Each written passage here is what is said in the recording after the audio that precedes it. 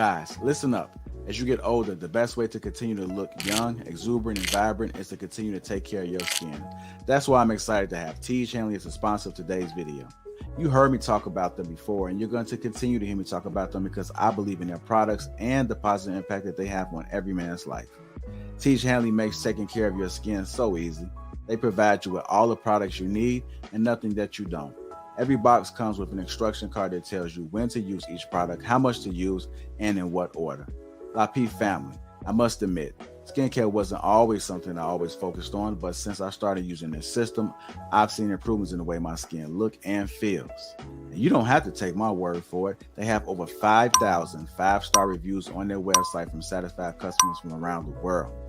I recommend you start with the level 1 system, which comes with all the basics: a daily face wash, an exfoliating scrub, an AM moisturizer, and a PM moisturizer. In addition to amazing skin, members of Teej Hanley get tons of benefits, including at least 20% off retail price, the ability to customize your box, pause or cancel at any time, and free US shipping. And because Teej Hanley is sponsoring today's video, they're offering my viewers a great deal. Just click that first link in the description and you'll get 30% off the first box plus the free gift. Seriously, that's an amazing deal. Even though it's too early, as I often say, it's never too late. Click that link and get started today.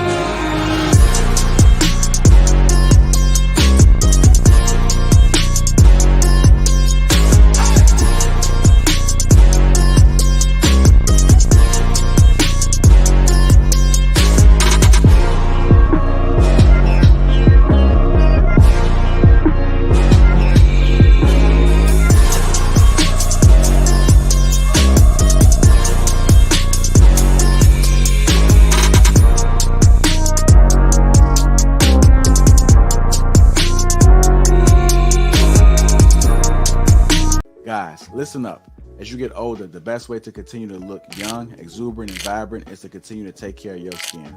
That's why I'm excited to have Teej Hanley as a sponsor of today's video. You heard me talk about them before, and you're going to continue to hear me talk about them because I believe in their products and the positive impact that they have on every man's life. Teej Hanley makes taking care of your skin so easy. They provide you with all the products you need and nothing that you don't. Every box comes with an instruction card that tells you when to use each product, how much to use, and in what order. Lapeef family, I must admit, skincare wasn't always something I always focused on, but since I started using this system, I've seen improvements in the way my skin looks and feels. And you don't have to take my word for it. They have over 5,000 5-star reviews on their website from satisfied customers from around the world. I recommend you start with the level 1 system, which comes with all the basics: a daily face wash, an exfoliating scrub, an AM moisturizer, and a PM moisturizer. In addition to amazing skin, members of Teej Hanley get tons of benefits, including at least 20% off retail price, the ability to customize your box, pause or cancel at any time, and free US shipping.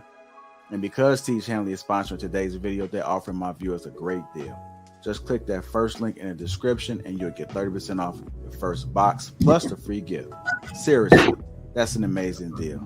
Even though it's too early, as I often say, it's never too late. Click that link and get started today. Let's go time.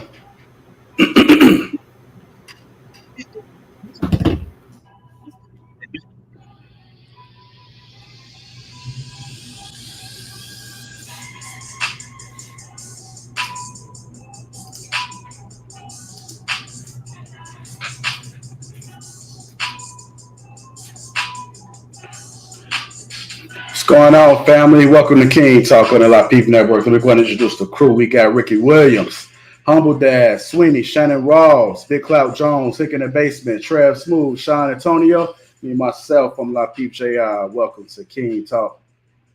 What's going on, gentlemen? What's going on? How y'all doing? What's happening? What's happening? What's going on, man? All is well. All is well. Another day in the paradise, as I always say. I'm about to get some other small mic stands, man. Need some cheap ass mic stands. Just keep dropping I'll down. be having them for the low. I know, man. I see why people be having all like the robotic arms and stuff like that. Because this ain't gonna. They failing me. You twist it too hard, it snaps. Sweetie, you know. Sweetie, you remember when I was turning? You said, "Oh, there it is." Yeah. Hey, turn the mic down a little bit, Sweeney. Okay. I'm trying to figure out what y'all be using. How y'all mics like that, man? You and Lego got them strong games. How about now? That's a little bit better. Well, it's good to see you guys, man. Welcome to King Talk. Shout out to all my Green Gang that's in the chat. If you want to become part of Green Gang, click that link that's pinned to the top of the chat. Shout out to the sponsor, Teej Hanley Uncomplicated Skincare for Men, 30% off along with a free gift.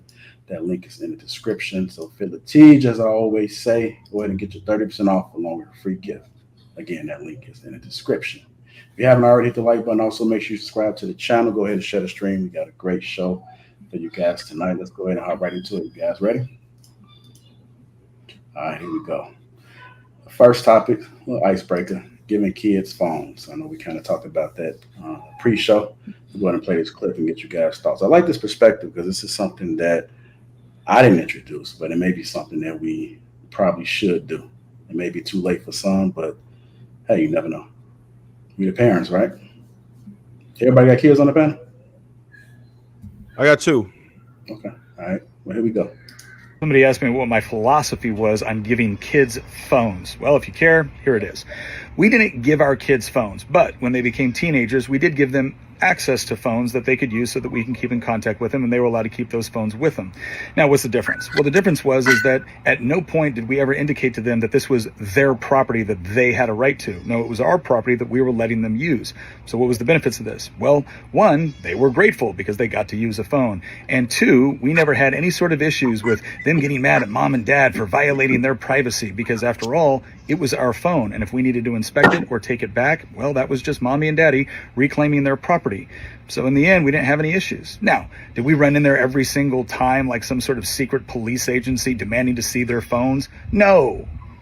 Well, sometimes. All right, let's go ahead and dive into it, man. Just speak on it if you want to speak on this, man. I ain't gonna go around the panel, but I like that, man. Bring me my phone. Bring me my phone. Because think about it. When the kids get in trouble, we always say, "I'm gonna take your phone. I'm gonna take your phone from you." Let me get your guys' thoughts, man. Chime in if you want to. What you think is something we should be doing? Probably should have started a long time ago, right? Yeah, it's already too late for that. Yeah, you know what? I gave my children phones probably for about 2 years now, and the ages are 12 and 14. So, and that's just for like emergency purposes, really, right?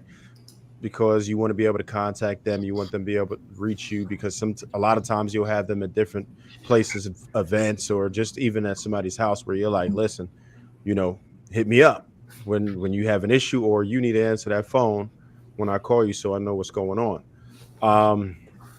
Unfortunately, they they use it a little bit more than that, but there's always a balance, right? So I think that what he's doing, I never tell people how to parent, right? So if that's how he want to do it, it sounds a little militant to me, but if it works for him, it works for him. As far as it being their property, I'm like, damn, that's kind of like, it is what it is, man. I give my children some freedom, right? If they abuse any type of privilege, then you're gonna lose it. There are times where I'm like, you know what? Yeah, I'm taking your phone. If you don't answer, oh yeah, you won't answer me, then you're not gonna have your phone. And you try to monitor the amount of time that they spend on it. It's hard to keep them out of social media nowadays, but you better off just kind of keeping them into other things, right? Keeping them into activities. And the way that I try to balance that is, I don't really care what you do with your spare time, right? If that's what you want to do, just make sure that you're going to do this. We have certain extracurricular activities that we have them do to build yourself and build your character. I make sure that all of that is taken care of. You have to have good grades, right? Both kids are on honor roll, so they're doing their thing. I'm not really tripping on it. I'll let them do what they want with their extra time. If that's what you want to do, then go ahead and do it. And for the most part, I've been able to trust them. They're not into the wrong things on the phone, from what I understand, anyways. And just by looking at their behavior and how they are, they're managing it well, in my personal opinion. So, it all depends on what type of children that you built, right? So if you have children that you really haven't done what you were supposed to do when they were younger, and now they out here doing what they want to do, then you might have to monitor that a little bit more. But if you're giving them a solid foundation off rip, and they understand values and understand how to better themselves, then I don't think it's really a problem to give them their phone, let them do what they do. Sometimes they can talk to their friends and stuff like that. But it's all a balance. Even with a lot of things that they learn from the phones, I introduce them to most things. I'm not afraid to talk to my children about sex. I'm not afraid to talk to my children about how people are, and show them the things of the world, and a lot of things that are out, like your Sukianas and Sexy Reds and all that. I talk to them about these types of people that you're going to see, and I say, look, well, what do you think about this? And they understand that a lot of this is for entertainment, and it's not our values. They understand that to them, they don't really care about any of they're not interested in that. They understand it's a spectacle, but they don't want to emulate those type of behaviors that they witness. So I feel like it's all a balance, in my opinion. I definitely want to add after what he said. I think the idea that the guy presented in the video, is great, honestly. I think it's fantastic, to be honest. I think it's a wonderful idea. Like, when I just look at like how I was growing up and how my parents raised me, and I look at like certain situations, like from when I first started driving. When I first started driving, I didn't have my own car. I had to drive their car, so I had to learn certain things. Like, I got to bring the car back at a certain time. I got to put gas in it, and there's certain things I understood, because like, even though I have full access to it, it's like, this is still not yours. So there's a limit, right? And I feel like with these kids, the problem is they have too many ways to feel like something is theirs. And then they start feeling kind of like they run the show. Like, they start feeling like, oh, this is mine. I could do what I want with it. But it's like, is it really yours? You didn't buy it. You didn't pay for it. You don't pay the bill for it. So I love that he keeps the line clear. as far as it being like, yo, this is ours and we're letting you use it. You live here in our home. You know, if you want to use a car, you can use our car, because it reminds these kids that they don't have all the power, that they can't just do what they want. They got to be careful what they do on their phone. And it just keeps that little bit of distance that I think is perfect, especially dealing with these kids today, who I feel like have a lot of freedom, especially when you look at the phones as far as like internet access. You look at what they could pull up on YouTube. You look at pornography. You look at all the things that they can pull up. When it's their phone, like he said, if you try to ask them to hand over their phone, now they feel as though you're violating their personal space. And now you have a whole different issue. Whereas if the phone never belongs to them to begin with, you're not violating nobody's personal space. They just got to hand over what don't belong to them anyway. You can investigate it as much as you need to investigate it with no worries of them feeling like you're violating their personal space. And it gives a parent, you know, some semblance of control in a chaotic world where, you know, they don't even have control over what their kids are going to learn in school, where the kids are learning like literally that they could call CPS to get to anytime they disagree with something that their parents say. I feel like it's a great thing for parents to have that level of control while still allowing the kids a certain level of freedom. You know what's crazy, Big Clout? You said something about making them feel like they feel like you're violating their personal space. I tell my kids all the time, I am absolutely violating your personal space right now. Absolutely. You know what I mean? Just know, like in the instance where he was talking about how give me my phone. No, I say give me your phone. My kids know I can go through your phone any moment, anytime I feel like it. Anytime I feel like it. I don't care. I'm just letting you know up front this is gonna happen. Because you know what I mean? Like you gotta keep an eye on certain things that may or may not take place in your children's lives. So I tell them all the time, you know what I mean? Hey, yes, I'm absolutely violating your personal space.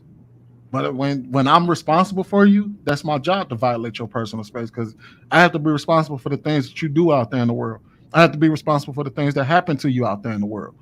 So yeah, and then it's the church that you brought up, the fact that like they're treated like it's their own, right? So my son, me and his mom bought him a PS5, right? And then my wife got me one for Christmas. And so we went over to a friend's house for the 4th of July for a little 4th of July party. And my friend, he got a PS5. It was just a tripped out story because I sat there and he was letting my boys play his PS5 and everything. And I sat there, I was gonna tell him, I was like, hey, treat that PS5 like it's your own. Then I had to pause and was like, nah, maybe I don't want you to treat it like it's mine. Because if I tell you to treat it like your own, you can go up there and dog that man's PS5 out. And I had to let him know. I said, if you do anything to that man's PS5, if it come up broke, I'm giving him yours. So, you know what I mean? That made him go up there and actually treat it like it belonged to somebody else and not his. Because kids don't, a lot of the times, how many phones do kids go through all the time that stairs and they break a phone every year? So, yeah, that's all I really got to say about it. So I'm quick and to the point with this, man. I don't care if grandma bought it herself, if Jesus Christ airmailed it to her. I don't care who purchased it. If I say give it to me, if I say don't use it, that's what it is. I don't care. It should be baked into the cake. Anything as it relates to my child, I'm gonna have dominion over. Ain't nobody gonna override that. Period. So my daughter's, I think her first phone I gave her was like an iPhone 4 that I bought her. I don't know what grade she was in, maybe 4th or something. It was a long. She had phones a long time. But at literally any given moment, run that phone. Now that she's about to be 17, I don't go through the phone because I understand she's a little girl. You know what I'm saying? A young woman, I should say. But her mom is gonna go through that phone at any given moment. It's literally baked into the cake. That is the whole culture. You literally only do what we allow you to do. Ain't no entitlement or nothing like that. None of this belongs to you at any given point. You don't have any say-so. Once again, if you get a job and you buy it, I don't care. You still don't have say-so over that until you leave this house. So that's just kind of what it is with me. Sean, why is her mom allowed to go through her phone and you're not? The same reason that at some point I stopped helping her wash up and things like that. Because I was trying to teach her that girls have girl parts and boys have boy parts. And so I do believe in, a little girl having that space. away from her dad. Because let's just say, for instance, she was on a weight loss journey and she's taking pictures on her weight loss journey. For me as a dad, that's not something I feel like I need to violate that space. But obviously, her and her mom, that's a safe space. Now, if it was my son, run that. You know what I'm saying? So I just think as a girl, I think certain things have to be handled with care as it relates to her dad. Just my opinion. Not telling nobody else what to do, but that's just how I handle it. Basically, I don't want to see nothing I don't want to see up in that.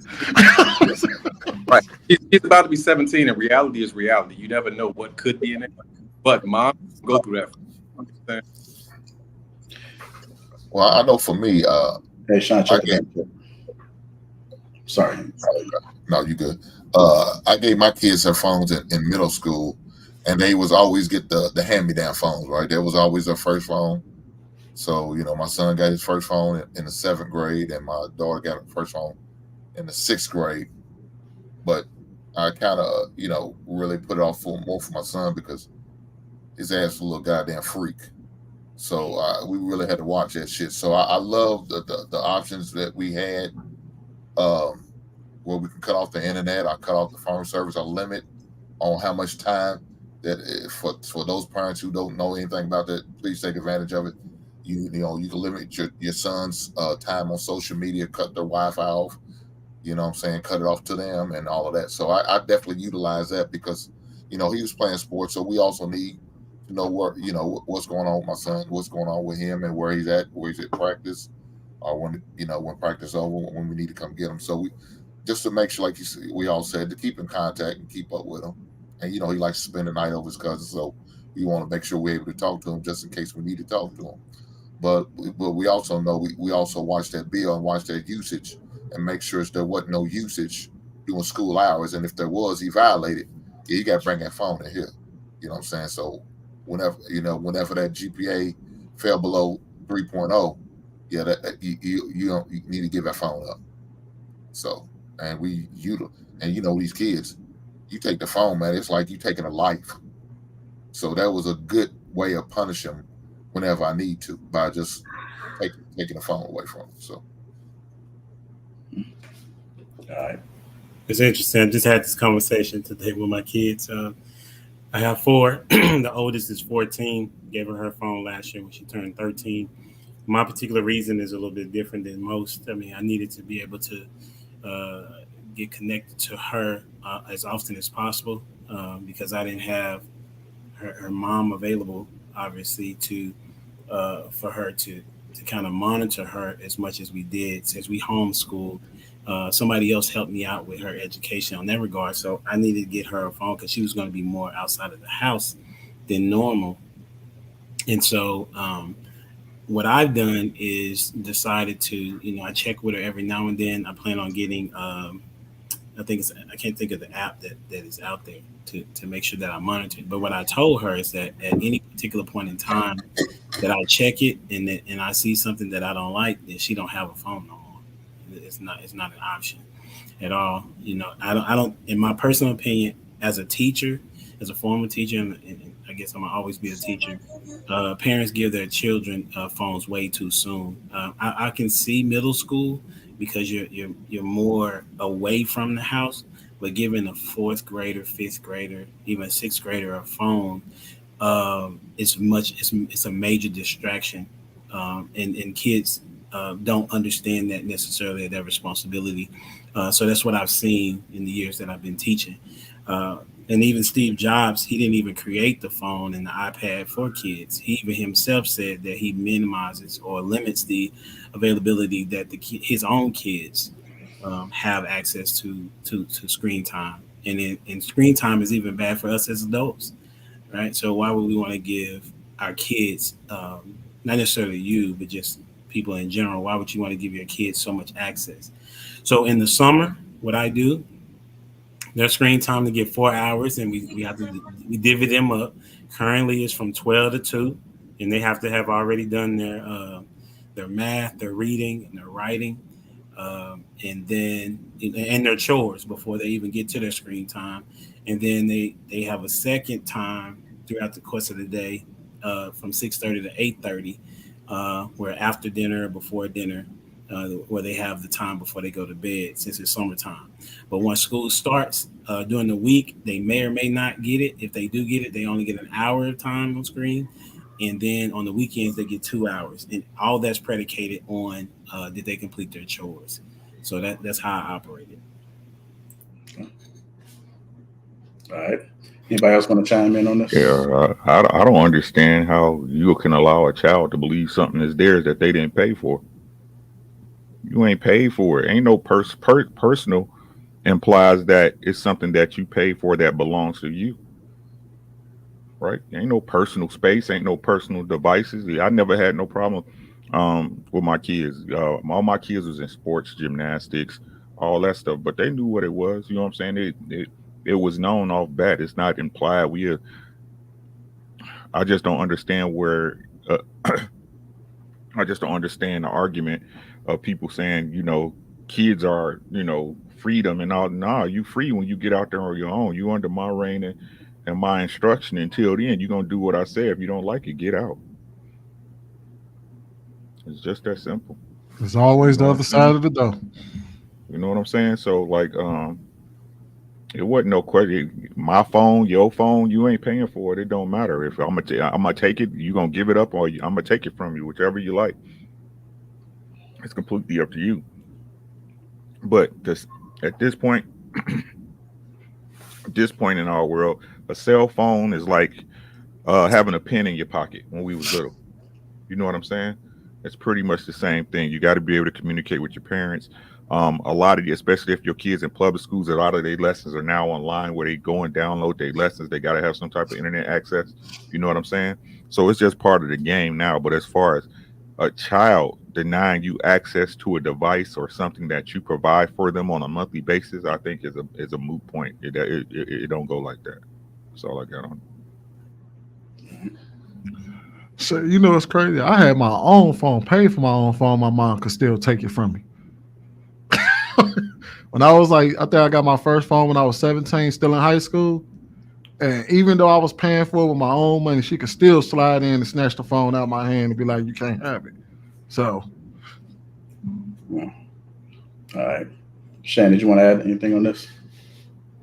You don't have to, but no, I won't. I won't add nothing constructive to it. All right. If you got just tuning in, welcome to King Talks. Make sure the like button. Also, make sure you subscribe to the channel. Let's go ahead and move on to our next topic, which is how do I protect my daughter from someone like you? How do I protect my daughter from someone like you? Let me go ahead and play this clip. And whore I think I had ever met in the military. One day I went up to him and I said, "How do I protect my little girl from someone like you?" He said, "Tell her that you love her, because if you don't, someone who doesn't will, she'll believe him." You need to understand something about the way men interpret love sometimes. We look at the 50, 60, 70 hours a week we're putting in to provide, to work, protect as a demonstration of our love. And I think it is. I think it is a valid demonstration of our love. But the problem is that when you have a little girl, if you're not telling her that you love her, she might miss that. All right. So go ahead and dive into it. How do I protect my daughter from someone like you? You want to kick it off, Shan?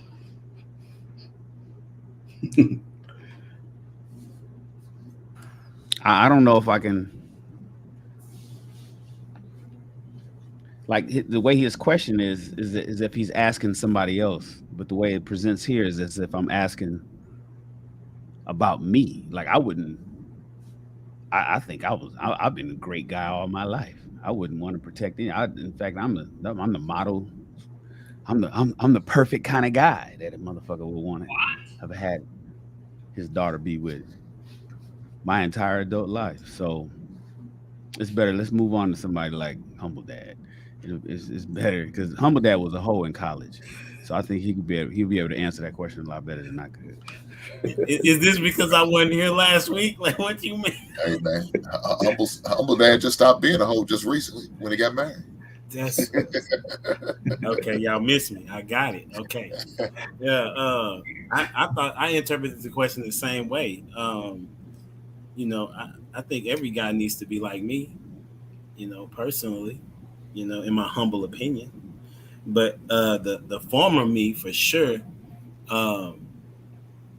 Man, what could you do to protect your daughter from someone like me? You better have as much time with her as you could possibly have. You know what I'm saying? Because the way that I operated was, I was a dude that was cool with being your friend. You know what I'm saying?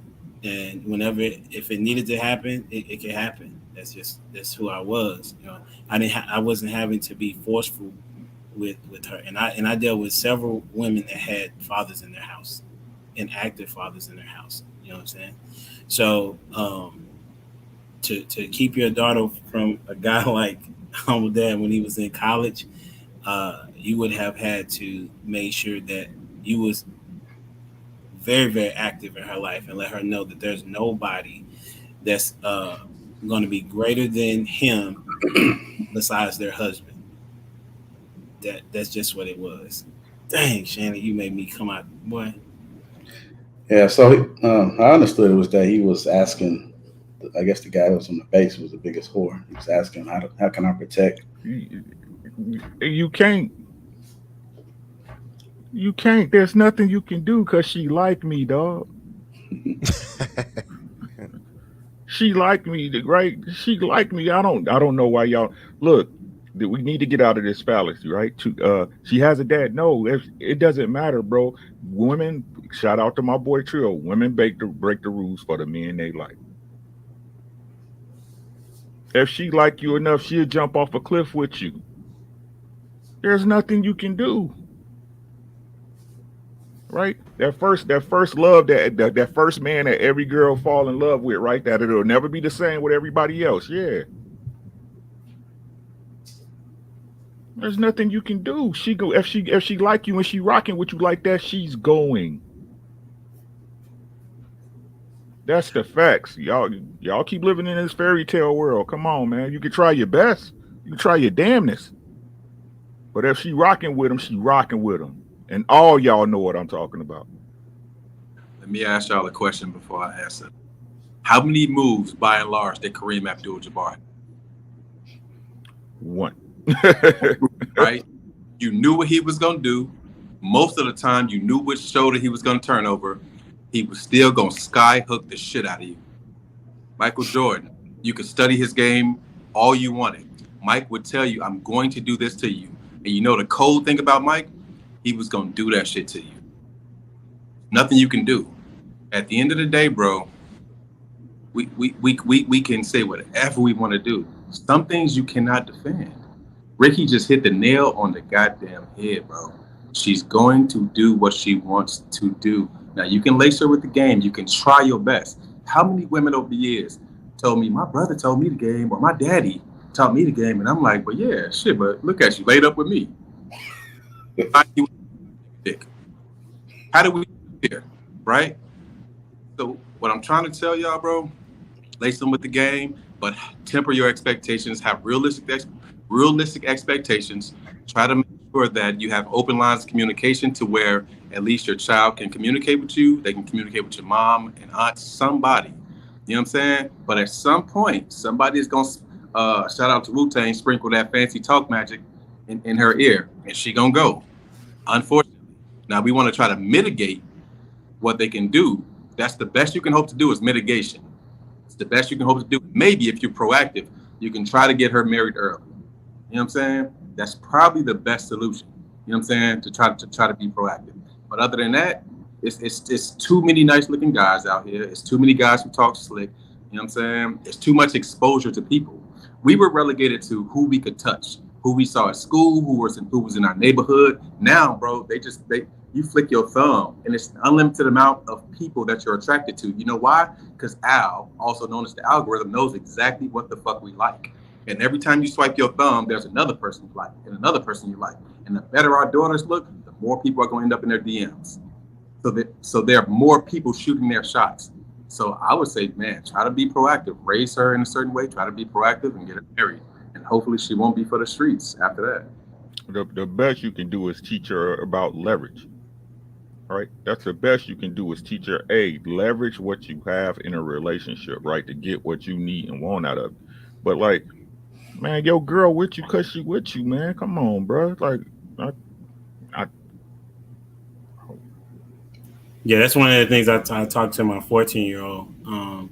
Explain to her leverage. Once you give it away, your leverage is typically gone, and in your value, which you continue to be pure, you have a better option of guys as well.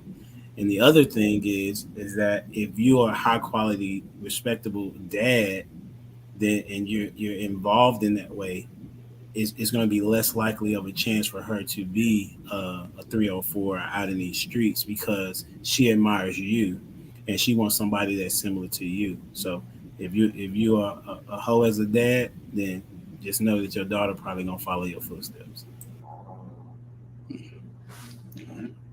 Go ahead, Trey. All right, I think it's not as bad as we might be making it seem right now. I'm familiar with many women who have waited until they were married before they gave anything up. And I mean, of course, like the gentleman said, you can't stop it. There's nothing you can do to stop it, but there are certainly things that you can do to mitigate the risk, right? So, for instance, having an open line of communication, like my wife does a great job of talking to my daughter, like she's comfortable coming to her, she's comfortable coming to me with issues, right? So, and same thing like I do with my son, like we talk about these things. They have to have that open line of communication to where they can trust that you're not going to judge them, trust that they can actually get some value from that conversation. And you can completely not eliminate, but you can definitely reduce the risk, because I mean, there's some dudes out here that just got a slick talking. I used to be one of those dudes, and I definitely squeezed into some places I should have never been in. So I understand exactly what the people's mean, and some of them had good fathers and stuff like that. So, but it's also about like Sean was saying earlier, you got to give them the game. So I translate a lot of things that men will say, what men will do. Behaviors, right? And just to understand that, and you have to tell your daughter, man, I do believe in your daughter, like her dad's supposed to be her first crush, not in any funny way or nothing, but she's supposed to understand this is what an example of a man is like. So you have to look for, so with that, it's you as a father has to be responsible and set the example. You can't be out here in these streets doing whatever. She has to understand this is what it's supposed to be like. Somebody who has moral character, somebody who has a good work ethic, right? Somebody who is that dude. That's what they should be looking for. And you have to let your daughter know what her worth is. She has to understand her value. So if you can get her to understand her value, then you can absolutely, again, mitigate the risk. There's no such thing as elimination, but it's a whole lot that you can do to try to avoid it. Okay. I agree with that. Like, I kind of agree with a little bit of what everyone else says. Like, there's a limit to the amount of impact that you can have over, someone's ability to seduce your daughter, right? But I think that based off of the type of father that you are, I think that you can kind of have an impact on what she finds attractive in the first place. And I think that your impact on what she finds attractive is really going to determine what she looks for in a relationship. I also find that, I mean, this doesn't apply to all women, but I find that a lot of the times when women find themselves in situations where they are getting finessed, it's not uncommon for those situations to be situations where they're looking for something. Like, usually they're looking for a quality that maybe was missing in their father who was present, or maybe a father wasn't present.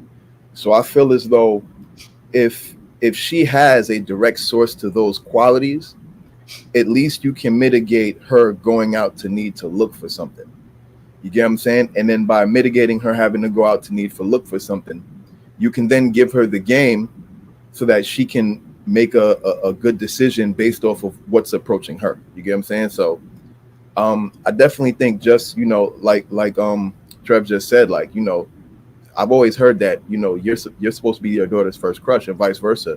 For a son, like, their mother is supposed to be their first crush, in the sense of that's supposed to be the person who imprints and gives you the pattern of how you're going to interact with the opposite sex, So I definitely think just by being there, by providing your daughter with a wealth of knowledge and game, and providing her with a lot of affection. Like, I think that's something that's big also, because I think that a lot of times when, especially with daughters, right, your daughter gets to a certain age, and now it sometimes becomes hard to show affection in certain ways. And I feel like what happens is, for a lot of fathers, especially when their daughters develop very quickly, they become uncomfortable, and so they withdraw affection around a certain age. And around that most vulnerable age is what often will cause their daughters to go out looking for something else, because they're going through all this emotion, they're going through so much, and now this is a time where their father, who wants to protect them, obviously, is withdrawing his affection, not for a negative reason, but it's like his daughter's becoming a woman, he's withdrawing this affection for her, but she's feeling that impact. So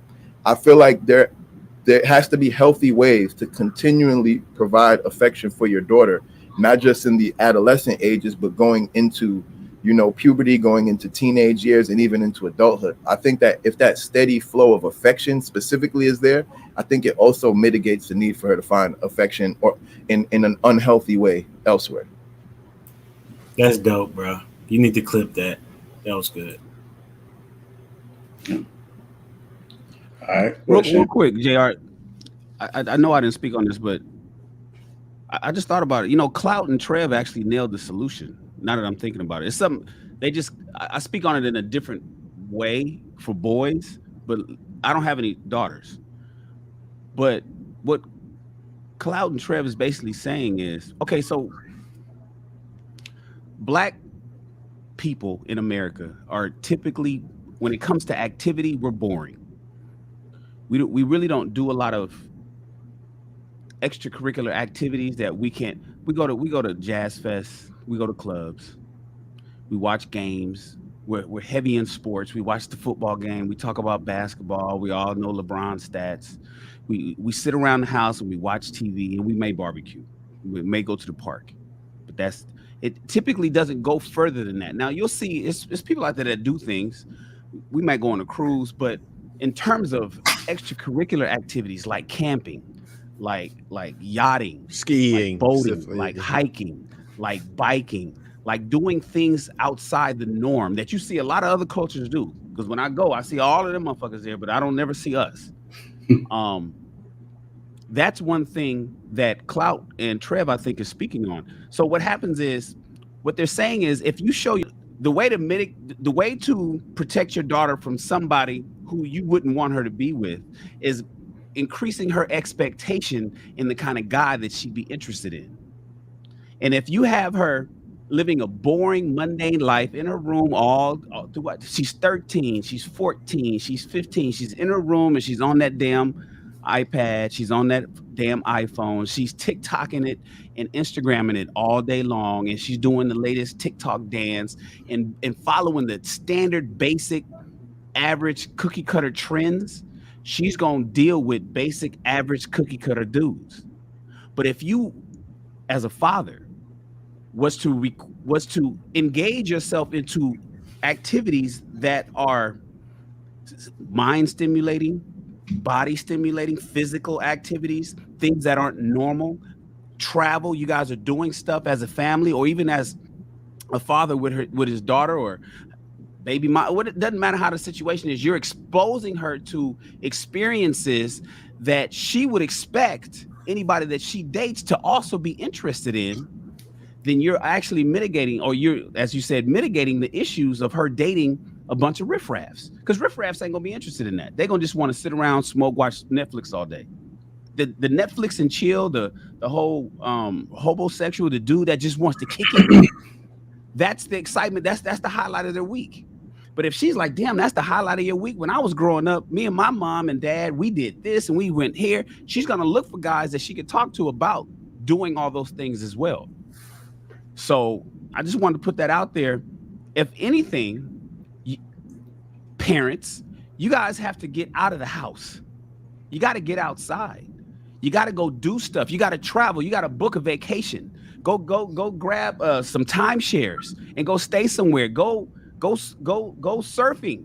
Go scuba diving. Go get scuba diving lessons. Go learn how to do something different than the norm, than all the neighbors in your apartment building, than all the people in your housing area, than all the people, all the other Black people that work at your job with you, and the basic weekend, and every Monday y'all come back and the weekends was all the same. Yours should be the one that you got a story to tell that none of the other Black people did that weekend.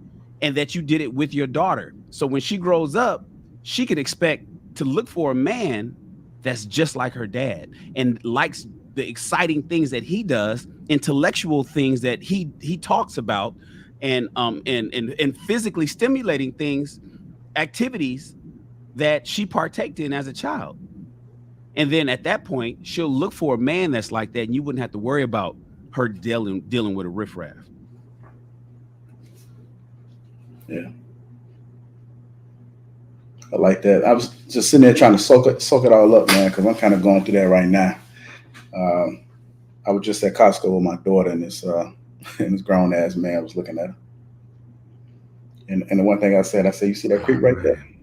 So you see that creep right there? Life is going to keep happening. So you do have to communicate with your daughters. You got to give it a game. You got to let her know what's going on.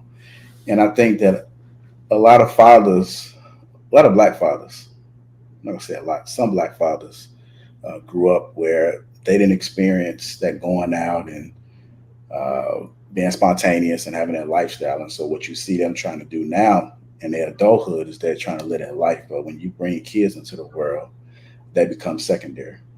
Like, you living your best life is not the priority. It's you giving your kids the best life that they can have. And so I think it's a process that you're going to have to take in. It's going to be a tough one. It's going to be hard. It's going to be sacrifice. But the kids didn't ask to be here. But the one thing that you can do is you can't break that curse. Because if you don't break it, then it's going to keep happening over and over and over again. And then your kids are going to have the same eating habits, going to have the same fun habits. They're going to have the same drug habits, anger, aggression, complaining, any and everything that you're doing. Your kids are soaking it up.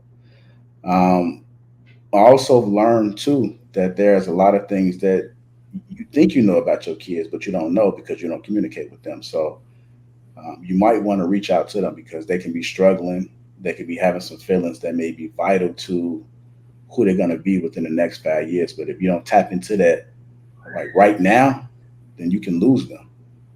You can lose them, and it's going to be somebody else. It's going to be saying sweet things in their ears, and then they're going to get them, and they're gone. It's because you didn't take the time. You was living your best life. You was trying to go out and kick it, and you wasn't pouring it to them. So communication is important. It's not too late to start. If you just now starting and they like age 10, it just means you just got to work a little bit harder, because in order to make up for all the time that you missed. So definitely talk to your daughters. It's important. It's going to be a game changer. We can't stop her from doing whatever she want to do, but you got to give it your all as long as you can. Even when they turn 18, you still got to be giving them the game. And even if they don't want to hear it, still give it to them. Last quick point, because we didn't say this word, we have to give them affirmations. Daughters need affirmation. They need to hear that they're beautiful. They need to hear that they're smart. They need you to make them feel. They need you to build them up, build their confidence, and set the bar high in that way. They need those positive affirmations. And the very first person, I forgot exactly which one of y'all said it, but y'all was all cooking, man. So I was soaking it up like JR.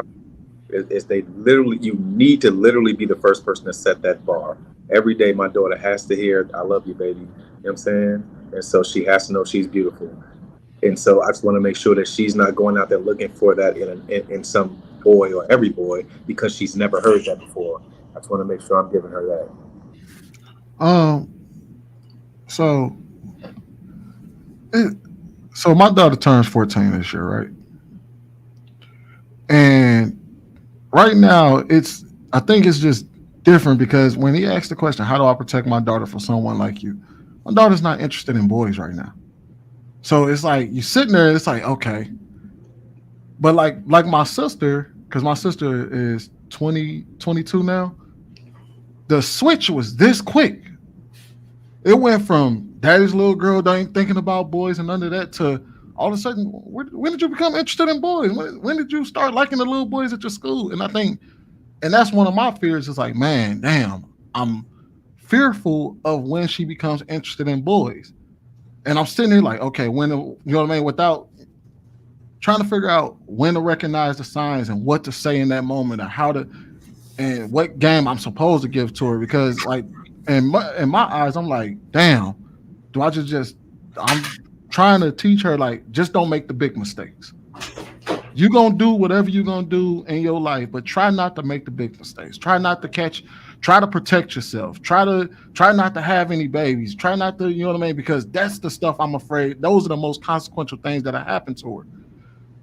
But like the reality is kind of like Ricky said, it's like you ain't gonna stop. Once they become interested in boys and they start liking them boys and stuff, there ain't nothing you can do about it that's gonna protect them from that type of dude outside of just giving them real life, giving them the understanding of what the consequences of your decisions will be, and to try to teach them as best as you can to avoid making those type of mistakes, to avoid those kind of dudes. Because I mean, I am the regular mundane dude. Like, I try to take my kids out, you know what I mean? I'll do some things, but for the most part, we live a fairly regular life.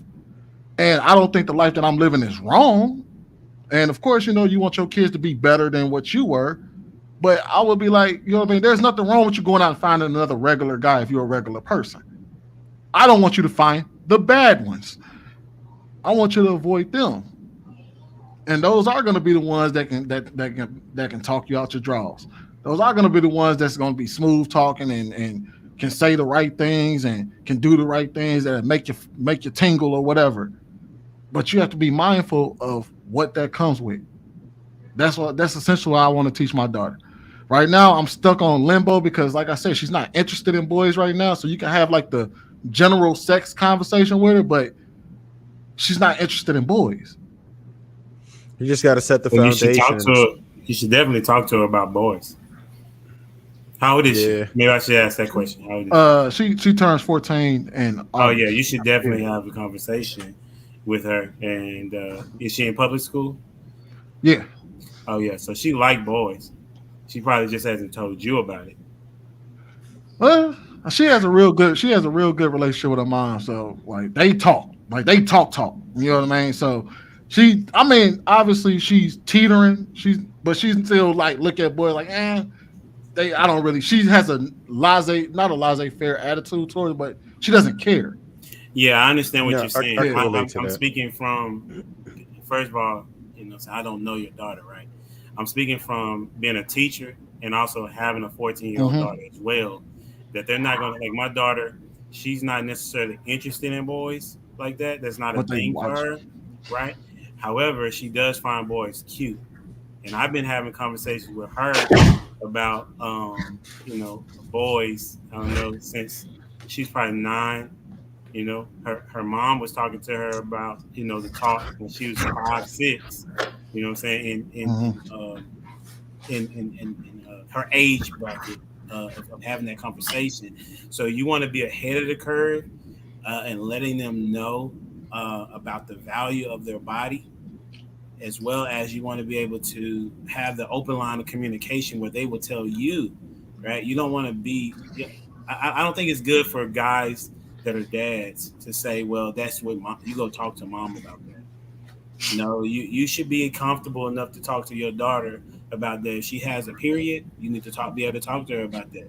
If she is think a boy is cute, she should be able to talk to you about that. You want to have that open line of communication because remember, women don't know men like that. Men know men like that, right? So for me, when I have a conversation with girls in the classroom or my daughter, I tell them dudes are the number one thing that dudes are trying to do is get it. And I mean, they're trying to have sex with you. If he approach you, he's trying to have sex with you. Okay. That's the nature of why they came to approach you, whether they are a Christian, whether they non-Christian, right? They are in the mode of trying to see how far they can get with you. So that starts early. So I'll drop it there. Okay. All right. Well, I know for me, as far as my daughter, what I made a person like me protected from someone like me. Yeah, I was just real honest with her. And I let her know I was a goddamn heathen out here. And if I was a little boy around that age, I would have been to knock you and your sister off. at the same time, I would try to get with both of y'all. So I just let them know straight up, well, this is what it is. These little boys gonna try to knock you down. I'm gonna let you know you're well endowed, you're blessed, you develop well, and so yeah, they're gonna look at you even harder. You know, and so it was kind of scary because I had to deal with that while she was in middle school. And so in middle school, I had to have that conversation about sex in 6th grade. I was nervous about having that conversation that early, but I realized, like Humble Dad said, as an elementary teacher, the conversation had to be had. We was in a situation where we found condoms in the kids' bathroom. These are 6 on up to 10, 11-year-old kids, but they're having sex that early. And it's sad, but it is what it is. And that scared me right then. I said, yeah, I need to have that conversation with my daughter. You know what I'm saying? She's a year away from being in that same elementary school I was teaching at. So yeah, I had to make sure I had to have that conversation. Like I said, way earlier than I wanted to, I expected to, but it needed to be had. And unfortunately, these other times, it is what it is. But I always, make sure, like Sean said, words of affirmation, point and tell her how beautiful he is. You know what I'm saying? You're gonna make somebody a beautiful wife someday, and I'm looking forward to being invited to the wedding. So, she ended up getting married early, and I mean, it was to the point she was so scared to tell me she's pregnant. I said, baby, I just didn't want you to do like what me and your mother did, be in college and get pregnant. You done with college. You're married now. That's your husband. What the hell does it matter if you're pregnant or not? That's between you and him. That's a beautiful thing. But she was that nervous to tell me because I emphasize that more than anything. I don't want you to be a teenage mother. I don't, and I would use family members. I don't want you to be like your cousin. She out here 16, knocked up, going to school. And I would use those examples, and I think it really helped her because it deterred her from even doing it. Now I'm not gonna say she wasn't active because I did have to put her on birth control in 8th grade because she came home with a hickey on her damn neck, and I was on her ass about that. But me and her mother had a conversation. Yeah, we need to do this. We don't want her to make the same mistake me and her did. So we put on birth control, and she was on birth control all the way through high school. Yeah, I think it's kind of interesting. The beauty about bringing people together with different upbringings is that you can learn some things. Because I didn't really have anybody in my family that was talking like that. But when I did talk to like Kelly, her upbringing was different than mine, and so her father would tell them everything at an early age. And the reason was because he wanted to teach it to them and not have other people and the kids teach it to them. So if you're gonna get that lesson, it's gonna be from me. You're gonna get it early, so you know what to expect. So can nobody else tell you anything that's any different? So I do encourage to have those conversations a little bit earlier, and earlier is probably better because think about what he just said. Like 6th grade, it's even younger than that, probably now, especially with social media. You can just put something in Google now, and if you don't have no restriction on the phone, and your kid has a phone, then there's going to be a bunch of stuff that pop up. Like you think TikTok, filters everything. There's some things that slip by. It may not last longer than 5 days or 3 days, but it's still up on there. So you just got to be mindful of what they're exposed to, especially now. So have those conversations as early as possible. I'm thinking even the age of like maybe 3 or 4 when they're asking like how a kid's made. You can kind of introduce something, and then as they get older, and then you also got to think about what you're doing by having that conversation. They're understanding that it's okay to discuss these things. It's not like a secret. It's not anything we got to tiptoe around. So I think it's important to have conversations with our daughters and our sons. So I 100% agree with that because you're going to be able to have an in-depth conversation with them. You'll be able to answer questions properly, right? They're going to be able to obtain so much more useful information from you, particularly when it comes to talking about sex and things like that, because what's exposed to them on the internet, what's exposed to them through their peers is not going to be the same way, and they won't be able to process it the same. You can actually really talk to them, but it's important for them to have that comfortability with you. And the main thing a lot of parents mistake is sometimes we could be a little too militant, and when you judge them and if they don't have that comfort where they can talk to you, I don't care what it is. I'm always conscious of how I approach every situation. There's some things that I'm tough on. I don't play around with chores. I don't play around with responsibilities. But as far as like things that you might be going through as a child, feelings you have, or just dealing with people in general, I think it's extremely important for them to have that comfort with you. And that's where it starts, because if they have that comfort with you, then they'll come to you because they would rather learn it from you, because they realize that you're someone that they can trust and you're more knowledgeable and you won't judge them. And at least they'll know. So when that discussion comes up with their peers, they already have an idea of what it is. It's not a big deal. And I've definitely exposed my children to a lot of things earlier than I would have liked to, but it's just a necessary evil, because I'll be damned if I'm gonna let them learn the same way I did. I did not appreciate how I learned about a lot of things and did not know how to process it, and didn't feel like I could talk to my parents about it. So I wanted that to be different, because I feel like I could have handled a lot of situations better if I had the opportunity to talk to somebody who was knowledgeable about it, and I would have processed it completely different.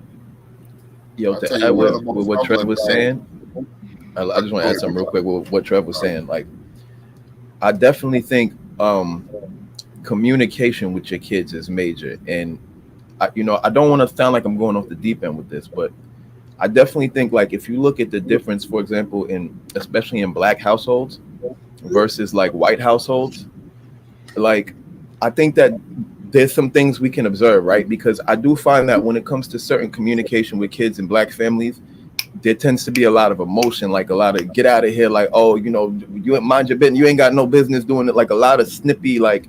And I noticed that sometimes with white kids, I noticed that a lot of times they talk to their kids about like a lot of things. And I noticed that sometimes at a young age, like if you've ever been around young white children, like at a young age, they seem to be very into the world, very knowledgeable about certain things, and very interactive and very expressive, because I feel like in their culture, it's like a thing where they don't like shame, right? So they don't shame certain expressions or whatever the case is. And I feel like that's something we can kind of pick up a little bit in our community. Not saying we got to change our parenting style to be like theirs, but I'm just saying, like, if there was one thing we could take, I feel like the way they communicate with their kids, and like they'll be like, yeah, Jimmy, we're going to the store, and we're going to the store to get this because we need it. And they explain things to their kids. And I feel like that is like pivotal. I know one of the things is humbling as a father with a daughter is when you got to go out and buy them damn pads when she's on a damn mission. I mean, that's probably one of the most humbling experiences I ever had to have. And at the time, my ex-wife did it on purpose because she wanted me to be embarrassed. But it was. Well, if you go to Walgreens, or CVS, it's empty anyway. Ain't nobody in there. So. Unfortunately, I went to the close store and it was a Kroger's across the street from me. Oh yeah. Now if you go to Kroger's or something like that, then yeah. If you go to Walmart, it might be popular. It's around the first of the month, so everybody there. But it's like a desert. It's like a desert in CVS and Orleans right now, especially if it's not in the city. That's why they close. Yeah, that was an interesting first experience for me too. Going out and buying pads for the first time. Wasn't no big deal for me. You go pick it up. Yeah, you got a daughter. You know what y'all ain't bought no pads for no girls that y'all dated in the past? No, they had plenty of. Yeah, I did once. I mean, listen, man. It is what it is. Like, what you gonna say to me? what you gonna say to me? I wasn't even talking about how people, I felt that people would view me. It was honestly, which one of these motherfuckers am I supposed to get? Yeah. Oh no, I'm making be specific. That's it right there. I had to take them back and return them the right ones. No, I actually, anytime if I did, I always made sure that the female was specific. You know what I mean? Like this. They'll have like, I've always done it for real, just for women in my life, whether it be, relative or anything. I never really thought anything about it. I'm one of them. I don't care what you're talking about, man. Like, yeah, it is what it is. I'm gonna snatch it up.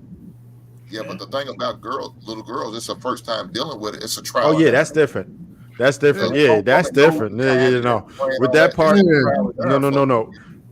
You ain't got the heavy blow. You figuring out. get the light It's ones. different. For that part is different. Fortunately, my wife took care of that part, so I didn't have to figure none of that out. Fortunately for me, but if it was somebody that was grown already, they got to tell me exactly what they want because I'm not about to pick. Man, bro, I'm telling you, man, because I remember this girl in class when I was in high school, man. She wound up having an accident in class and had straight up, and we wore uniforms. So she had the light pants on. So man, my first time being up, and I'm like, man, I grabbed the thickest pants I could find. I'm like, I don't want my baby girl having no accidents in class. And then my wife was like, those for old women, right? I said, oh shit. Yeah, because they stay away. All right, let me go ahead and you guys just tune in. Welcome to King Talk. Hit the like button. Also, make sure you subscribe to the channel. Shout out to the sponsor again, T Channel, Uncomplicated Skincare for Men, 30% off along with a free gift. We're about to ready to hop into moral compass. I got a topic surrounding moral compass. Moral compass is a noun. It's used in reference to a person's ability to judge what is right and wrong and act accordingly. Again, moral compass is used in reference to a person's ability to judge what is right and wrong and act accordingly. So the next topic, I don't have a clip for this, but I do want to go ahead and talk about it. It is your moral compass could be broken. And the question that I want to pose to the panel is, how can the development of bad character traits in men contribute to a broken moral compass? How can the development of bad character traits in men contribute to a broken moral compass? I want to go first on this. Hey, I'm very quick. I think it allows us to rationalize our bad behavior. It allows us to rationalize our bad decisions. I think that's very, very, very prevalent. I think we normalize these things in our heads, and I can see why bodily harm was done to this person. I can see why he backdoored this person. I can see why this person cheated on this person. I can just see why. When you're in that type of situation and in that type of mindset, damn near anything flies, bro. Anything flies. You're not standing on nothing. Everything is negotiable. And like you'll see those little memes passed around on social media that would you do this for this amount of money?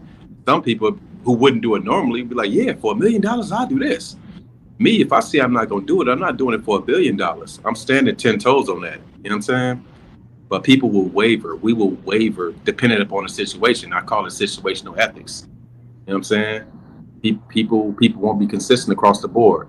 If something applies to them or if something affects them, you know what I'm saying, then they act one way. If it doesn't affect them, they act another way. And I think people are like that more often than we like to admit. All right.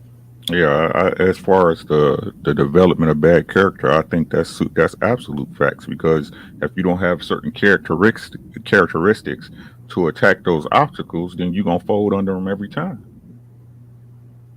Right? If you're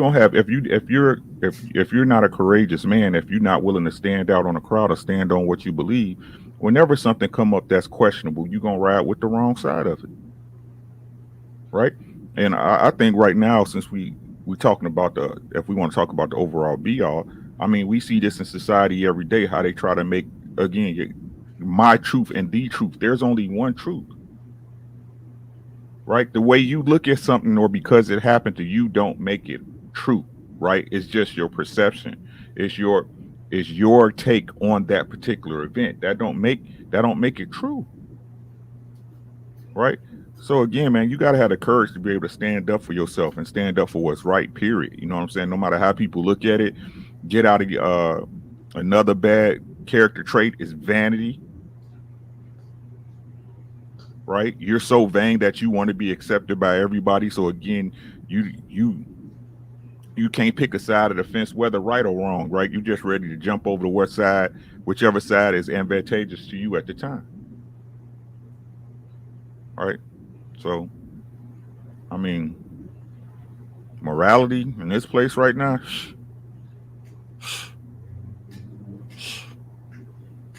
I don't see it. Few and far between. Last of the dying breeds. All right. So, one thing we was talking about a little while ago, but if you just look for an example, if you watch like how Adam 22 is going down, right? I had dropped a video a little bit ago, like last week or whatever, explaining my thoughts on it and how I was completely against it. But a lot of people in the comments were supporting it. Let him do what he do. Let him do. And I'm like, damn. So, but the problem is, like, you got children who are watching this and that are going to see that this man is extremely successful, and they're going to be like, oh, this is the way. I could get the bag that way. If you watch some of the videos, you're talking about he making $1 million a month just doing a no jumper, another $1 million on him off his other stuff like plug talk, this and that, and they see that part and they don't really care how to get it. And I feel like much of our moral compass is determined by how we get our bag, right? So if you see that somebody is rewarding bad behavior, we reward bad behavior all the time, right? The hottest songs on the radio is like Sexy Red, the hottest, you know what I'm saying? So there's so many things that are supported. If you were exhibiting what I consider degenerate behavior, you're rewarded the most because it seems like it's shocking, and a lot of people see that as the easy way out because that's the quickest way to get your bag. It's crazy. So we're all rewarding it, and it looks like from the outside looking in that you're getting yours because you have all the success, you have all these material things, and you have all this attention and validation. So if people are watching that, this is what we are supporting, bad behavior. Of course, everybody's going to think it's the way to go. They're going to think, because they're setting the example. When these kids look at this, that's what they see. They see the success. They look at the results, and they're like, yeah, I need to get down with that. That's the way I'm going to get my bag, because look, it's working. It's easy.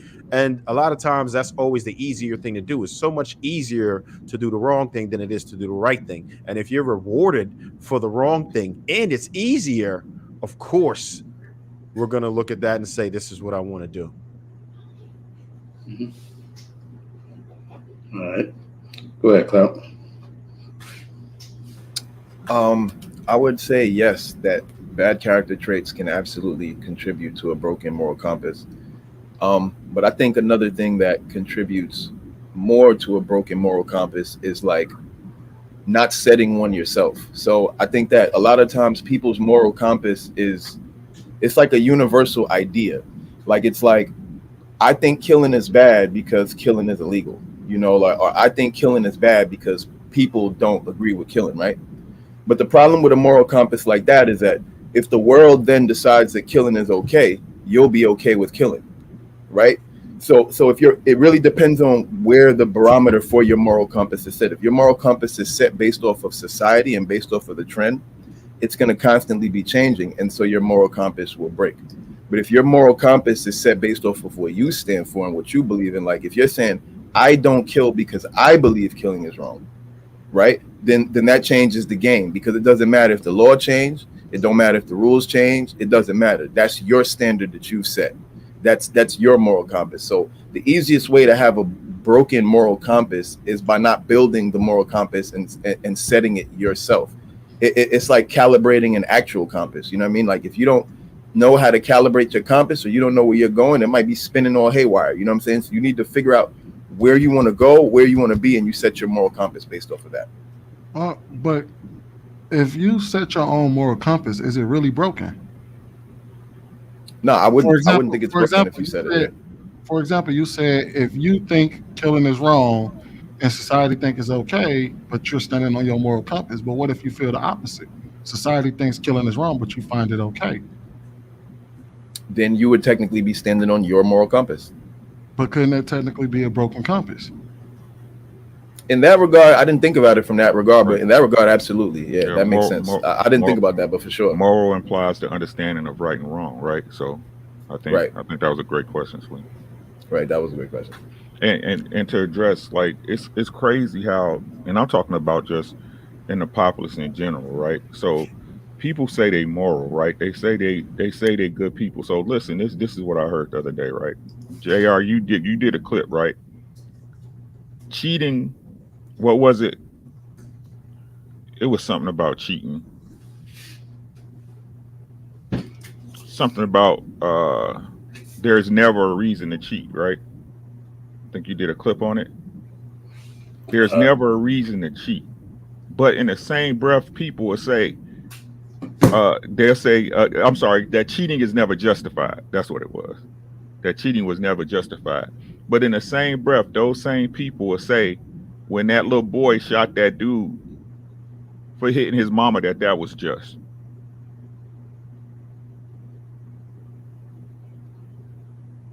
I mean, one you can get forgiveness for, right? One you can reconcile at one time, right? I consider that a broken morale. That's broken morality. But these are the things our people say in these spaces and in our society, right? That people just look over like, huh? That's all I had to say on that. Ricky. So, my bad, go ahead, Shane. I think I kind of disagree. So, like, generally speaking, I'm against, you know, I don't know if I can say that word, you know, bodying people. But also, it depends on what you do. I think people who do things to kids and stuff like that, I'm okay with it. So I think some things can be situational. I think some things should be, you know, on a case by case basis. So, like, you know, for me, I really do think, like, the person I love the most in this world, my mom, my daughter, I think all bets are off, and I'm canceling all my other, you know, what I would generally do. I'm canceling everything for those situations specifically. So I don't know. I understand what you're saying. I don't disagree with it, but I'm just saying, like, for me, if I'm being honest with myself, I do take things case by case. I really Yeah. And again, I opened this can for a reason, right? Because, and listen to what I'm saying when I speak on this, because everybody gonna take that situation as the norm, right? I'm not saying that man didn't deserve to get his ass beat. I'm not saying that. What I am is I'm comparing the two, the ethics between the two, right? So what we saying is that what people were saying is that something that can be recovered, something that could be washed over and forgiven on both sides, right? But it's a moral standard. It's okay to kill a man for doing that. It's justified, right? That's what they said, that it's a justified homicide, right? But sleeping with another person when you with somebody is never justified. Ironic, don't you think? Somebody's morals is messed up, is what I'm saying. I agree with you.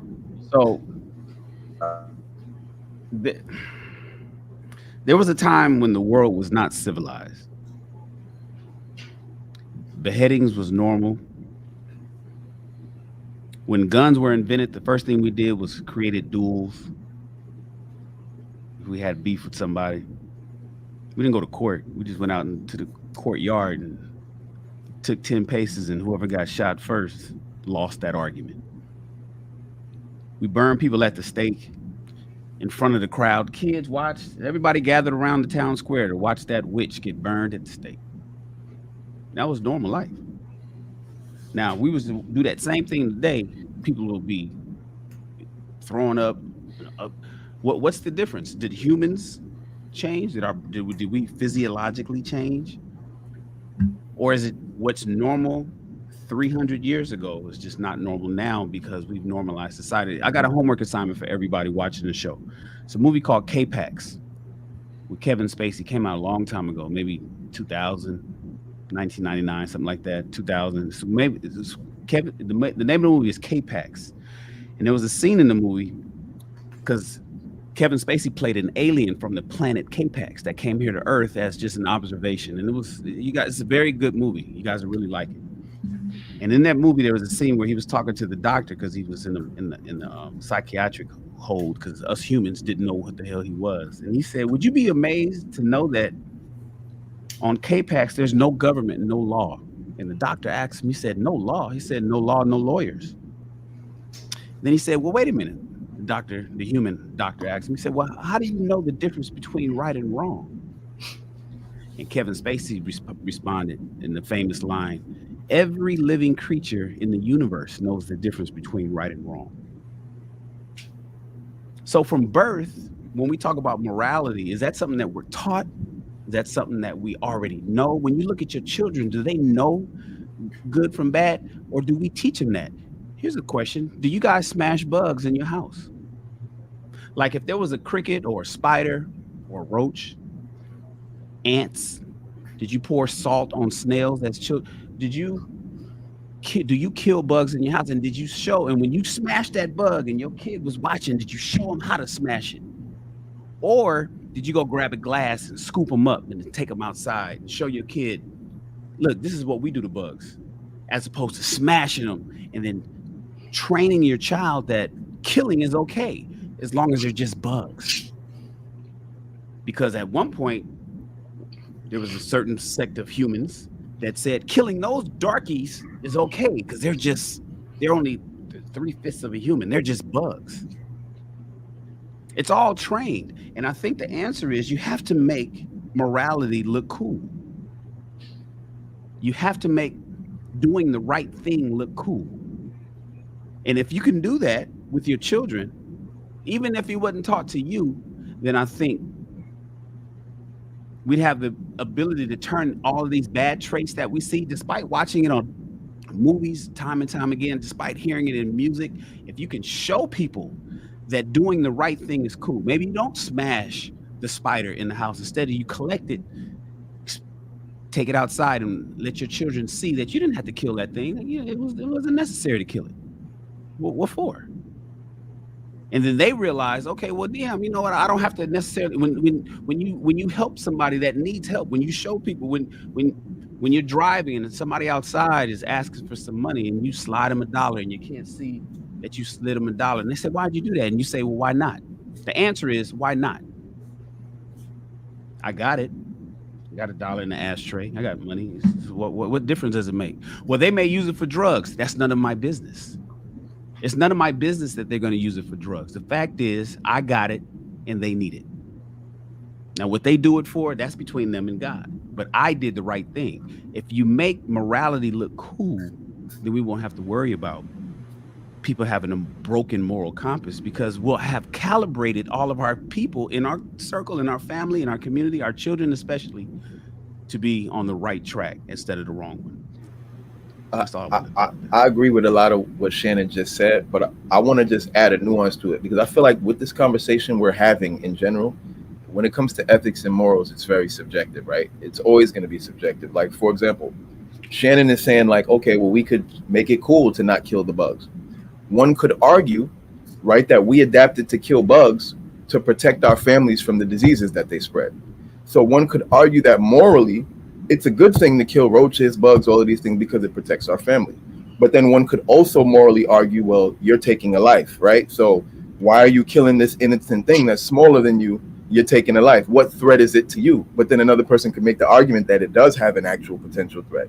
So I just feel as though, like, when it comes down to morality, really, it's hard to judge. Like, is there a universal moral compass? Does every living thing know right and wrong? I mean, he just asks, like, do kids pour salt on slugs? Yes, they do. And they don't bat an eyelash. They don't feel sad about it. They don't feel remorse. They don't even consider in their brain that they're killing something. You know what I mean? So morality, a lot of it's natural, a lot of it's trained, but I feel like there's no real way to determine it. It's always going to be subjective. Well, I guess I was one of them kids that Shannon was talking about, because I remember going outside at night with a wiffle ball bat and batting up and hitting these lightning bugs. But I guess I'm just country as hell. I'll tell you another story. I don't know if y'all did this where y'all from, but I used to thread a needle, and we used to call flying the beetles. We used to stick a sharp needle through the back end of the beetles and let them fly. Yeah, I'm country. I'm sorry, guys. It's just me. But as far as morals, I totally agree with you, Shannon. I have nothing more to add, brother. I totally agree with you and what Cloud said.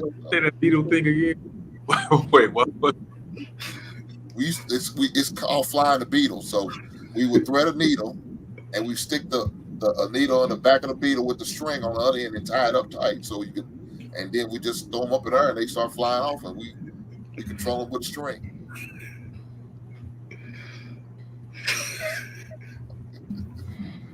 That's country shit. Y'all, hey, don't laugh at me. I'm just country to the motherfucker. If you don't tell us, we can't laugh. I was with you on the lightning bug joint because I used to collect a lot of them. I never heard about the beetle joint. I might try that. We used to take the little lightning bugs to make them look. I know that sound broke. We make a little glowing earring. I guess we did kill it first. Yeah, I used to battle with a wiffle ball back and just smack them at night. So you see, this could get really muddy because it's like, many animals in the animal kingdom, they kill instinctively. Nobody has to tell them anything. The bigger fish eat the smaller fish. The lions go out, they hunt. Who's to say that's not what we're supposed to be doing, right? If they got beef, they go ahead and handle that to the death. And, it's just part of nature. Who's to say that this isn't how we're supposed to be? Like, we might see it as uncivilized right now or brutal, whatever, but maybe we're supposed to be like that too. Who's to say we can't? There's nobody who can never say that you're wrong about it for even thinking like that, right? Society will hold you accountable, but really, who's to say every other species on the planet, if they got beef, they settle it to the death. So what's the difference between us? What makes us so different than any other mammal or anything, period, that we can't just go out here, okay, I don't like you, like Shannon was saying, go ahead and duel it out or fisticuffs or whatever. Who's to say that that's wrong? The cheating thing, that's something that we just invented. Monogamy wasn't a thing. This is all things that we've created as a society to say this is how you should do it. And, a lot of it is to control the way we do things. So, some people, it would run smoothly according to the people in charge, but really we could easily get back. Like we're one natural disaster or a power grid failure or some type of war away from seeing how humans really get down, right? Anytime you see a natural disaster, you saw what was happening like the Superdome in 2012 or whenever they had the Hurricane Katrina. You saw what was happening to people, and people reverted back to their instincts. When it gets real, we revert back to our instincts and we have no other choice. And you couldn't tell anybody that they were doing the wrong thing because that's what they instinctively did. We became a lot more primal. Right now, it's like we're all just in an act right now. None of us are really behaving like we really want to behave. Everybody else, every other species has the freedom, unless they're under our care, to act on impulse. We are stuck within society's constraints because of what they tell us to do. This is not okay. This is okay. You go to Dubai and scream, you're going to get locked up. This is what people are telling you what to do all the time. But we don't really know how we would really behave if we would have anything even called morals at all if we're left to our own devices. I don't disagree with that. If you look at listen, morality comes from God, bro. I mean, that's what it is. Okay. And we can battle it out or have a conversation about whatever religion or whatnot, but good and bad comes from God. If you're asking me, it comes from God. He wrote it in the Ten Commandments. He tells us exactly what it is, how we should treat each other, and how we should treat Him. To say that you should have your own morality suggests that your truth is better than mine, right? But that's the problem with majority of Black folks who say that they are Christians, or most of the time they don't even operate from the position of the morality that they say that they are aligned to.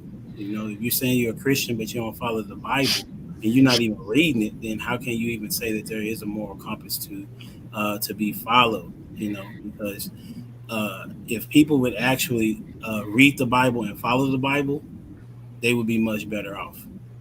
And that can be, if you look at even a guy named Jordan Peterson. I don't know if y'all follow him or not. But Jordan Peterson. Yeah, I'm familiar with Jordan Peterson. Jordan Peterson was an atheist for the longest, right? And he battled the idea of even believing in a higher power. but he kept understanding that his logic was coming from somewhere. And so because he then began to study, he realized that there was a God, right? And so that's where morality comes from. And then if you want to talk about any other thing, you can. But as it relates to being, it's going to be broken if you're not following Christ, in my estimation. I hate to be the one to go there, but religion, no, you don't. Religion is very new. What did all the people who existed long before religion do? What were they guided? Right? Religion's not new though. Okay, well, organized religion is new. Christianity is a very young religion. I mean, and as it relates to how long humans have been in existence, very young. So my contention would be, as a person who's not Christian, what was the guiding light? Because I mean, and based on what you're saying, it's kind of saying it's not a social construct, that people didn't come together and agree that these are the things we shouldn't do. Instead, that organized religion brought it to bear. Which organized religion, we can't argue. Organized religion is very new.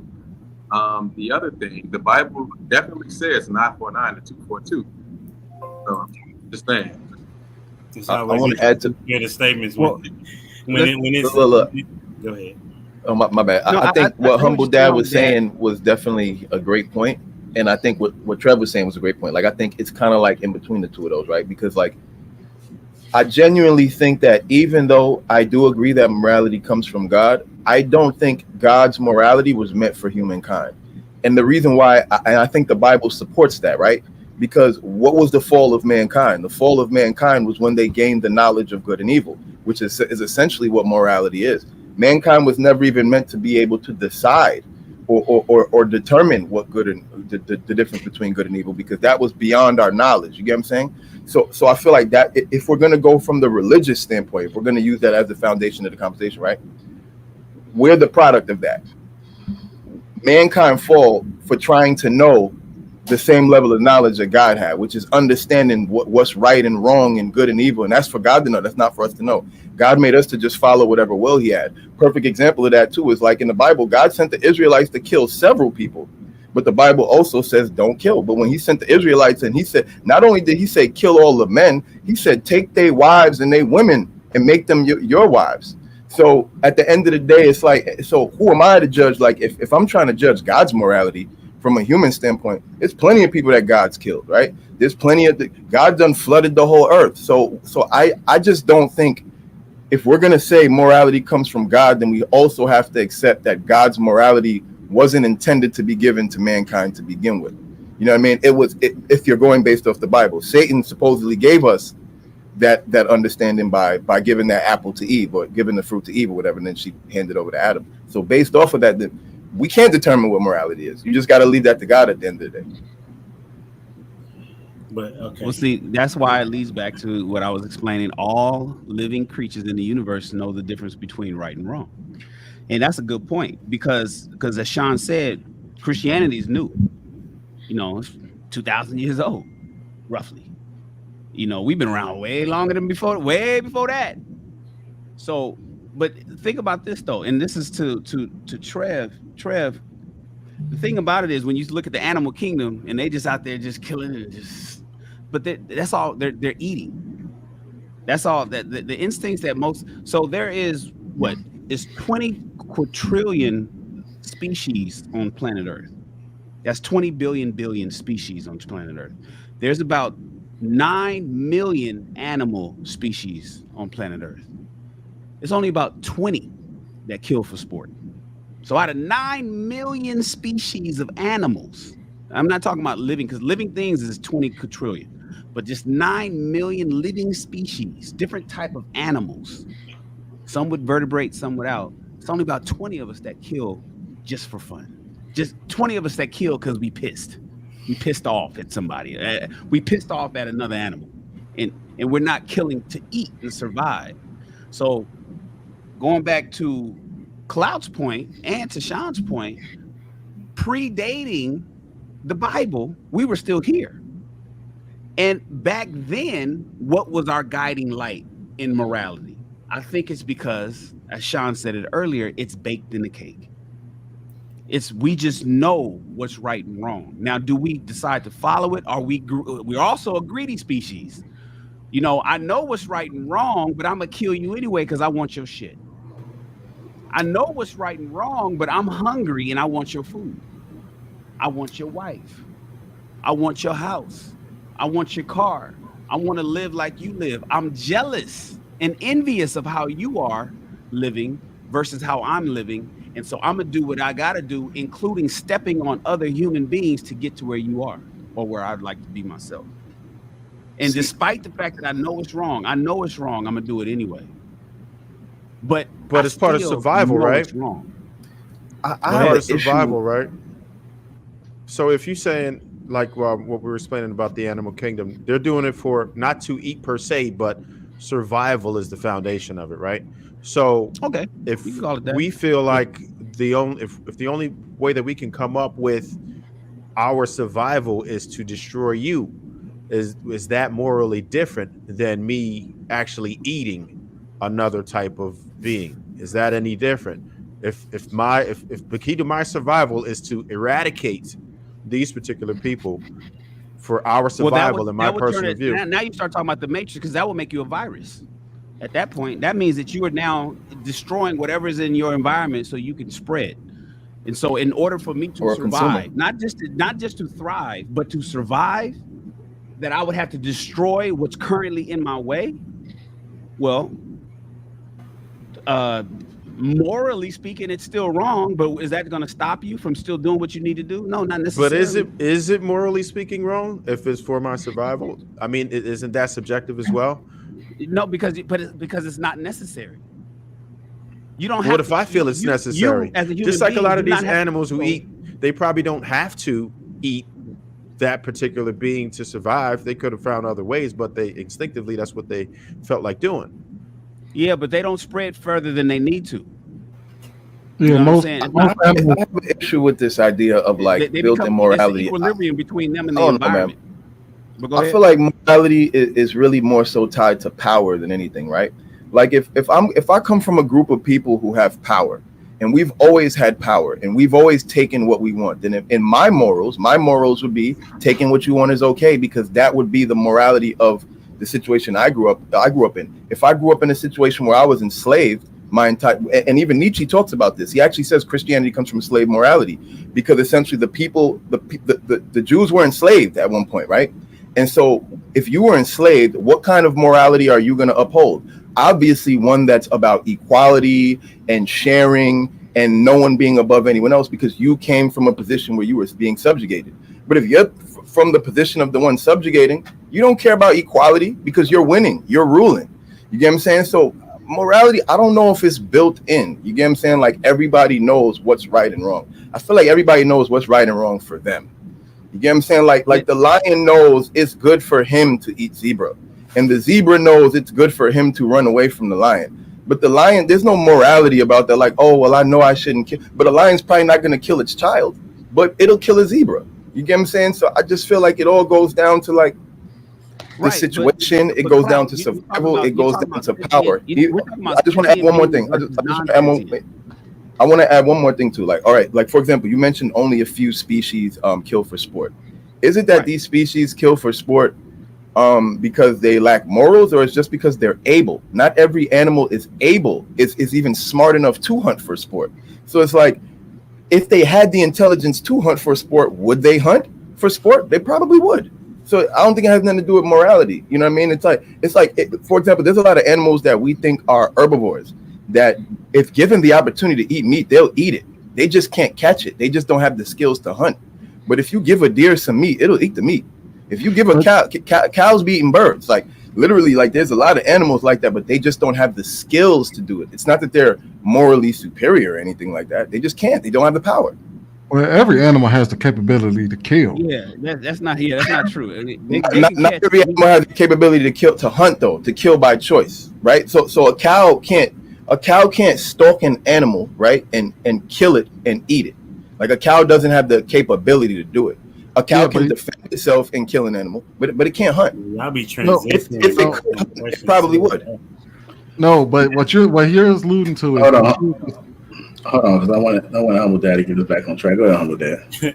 Yeah, man. Listen, and if you look at all the cultures, their moral compass comes from their faith or their religion that they're in. Okay, you all talk about Christianity as if you studied it. You know, okay. Christianity, yes, goes back 2,000 years, but Christianity is only the result of there being a guy by the name of Jesus, and people begin to follow him. But before that, there was what they call the beginning of the world, right? It talks about it in Genesis 1, where it says God created the heavens and the earth, right? And then he created man. And the reason why we got into this situation is because of what, as Cloud Jones said, that there was a situation where they wanted to know and have the knowledge of good and evil. So there it tells you where good and evil comes from, right? There is a morality that we as Black people don't seem to be able to say, you know what, I'm going to follow the Bible, right? And that's where I will get my morality from, and where I will know what good and evil is. And then for you, those that don't know, as it relates to the Bible, the actual the binding book that you see, you say that it's new, but that was the whole reason why the printing press was put into place, is to print the Bible so that it could continue to be furthered, because they didn't have that in the beginning. Now, as it relates to, because before that everybody was just writing, but then if you go back, right, you talk about the Israelites being captured. They weren't always captured. It's because of their disobedience that they were captured. If you talk about God saying that somebody needs to be killed, it's because there was a disobedience or defiance to what God's law was, which was that of perfection. So I think it's important for those that when you talk, that you be well studied in what you are talking about, because it's very offensive when you say things that you're misguided in. That's just my take, because I mean it is my faith, obviously. And I don't never discredit yours, is what I'm saying. Well, I just want to add to that, because I definitely grew up Christian, so I have a lot of understanding of Christianity. But in a lot of the cases you gave, where you said, they disobeyed God, a lot of the people that God sent the Israelites to destroy didn't even know God. So it's like their morality was based off of the fact that they didn't know God. They were worshiping other gods, and that's why they were destroyed. So it's like, if you're saying morality comes from God, right? And everyone has a universal morality. So where did the morality of the people who worshiped other gods come from? Right? Because they wouldn't even know they're violating God's morality, because they didn't know God. And even, you get what I'm saying? So I get what you're trying to say, but it still doesn't apply, because they weren't, it's not like they knew God and they were disobedient. And so they were following, exactly, Abrahamic God. It's not like they knew the God of Abraham, and so they were willfully disobedient and just going against this natural morality. They didn't even recognize him as God. You get what I'm saying? And I don't see how that applies. And I respect what you're saying, Humble Dad, but the point is, right, so we can create a religion today, 2,000 years from now. We can, in this religion we create today, we could say that in the beginning, Humble Dad that book 2,000 years. You're breaking up, Sean. Sean, you're breaking up. We can't hear you. Can y'all hear me now? Bad. Can y'all hear me now? Go say it again. All right, so we can create a religion today, right? And we could say today, Humble Dad is the person we're worshiping, and in that book that we write today, we can say that in the beginning, Humble Dad created XYZ. 2,000 years from now, people can reference that religion that we create today the same way that you're referencing your religion, and I mean that with all due respect. But the point of the matter is, there's such thing as BC. That means before Christ. And there are hundreds of thousands of years BC, before Christ. There's a Paleolithic era. There's more life before religion than there is since religion. And so I understand what you're saying because of what you believe, and I respect that. And I'm Muslim. You know what I'm saying? So when I say this, I'm referring to my religion as well. But our religions are very young as it relates to life. I totally understand why you're saying it, but it's still, you still have not explained to me, a person who also has a religion, what was the moral compass, which gets to Shannon's point, before our religions were, before the Quran was revealed to Prophet Muhammad, before Christianity. what was the guiding light, which is what Shannon was alluding to.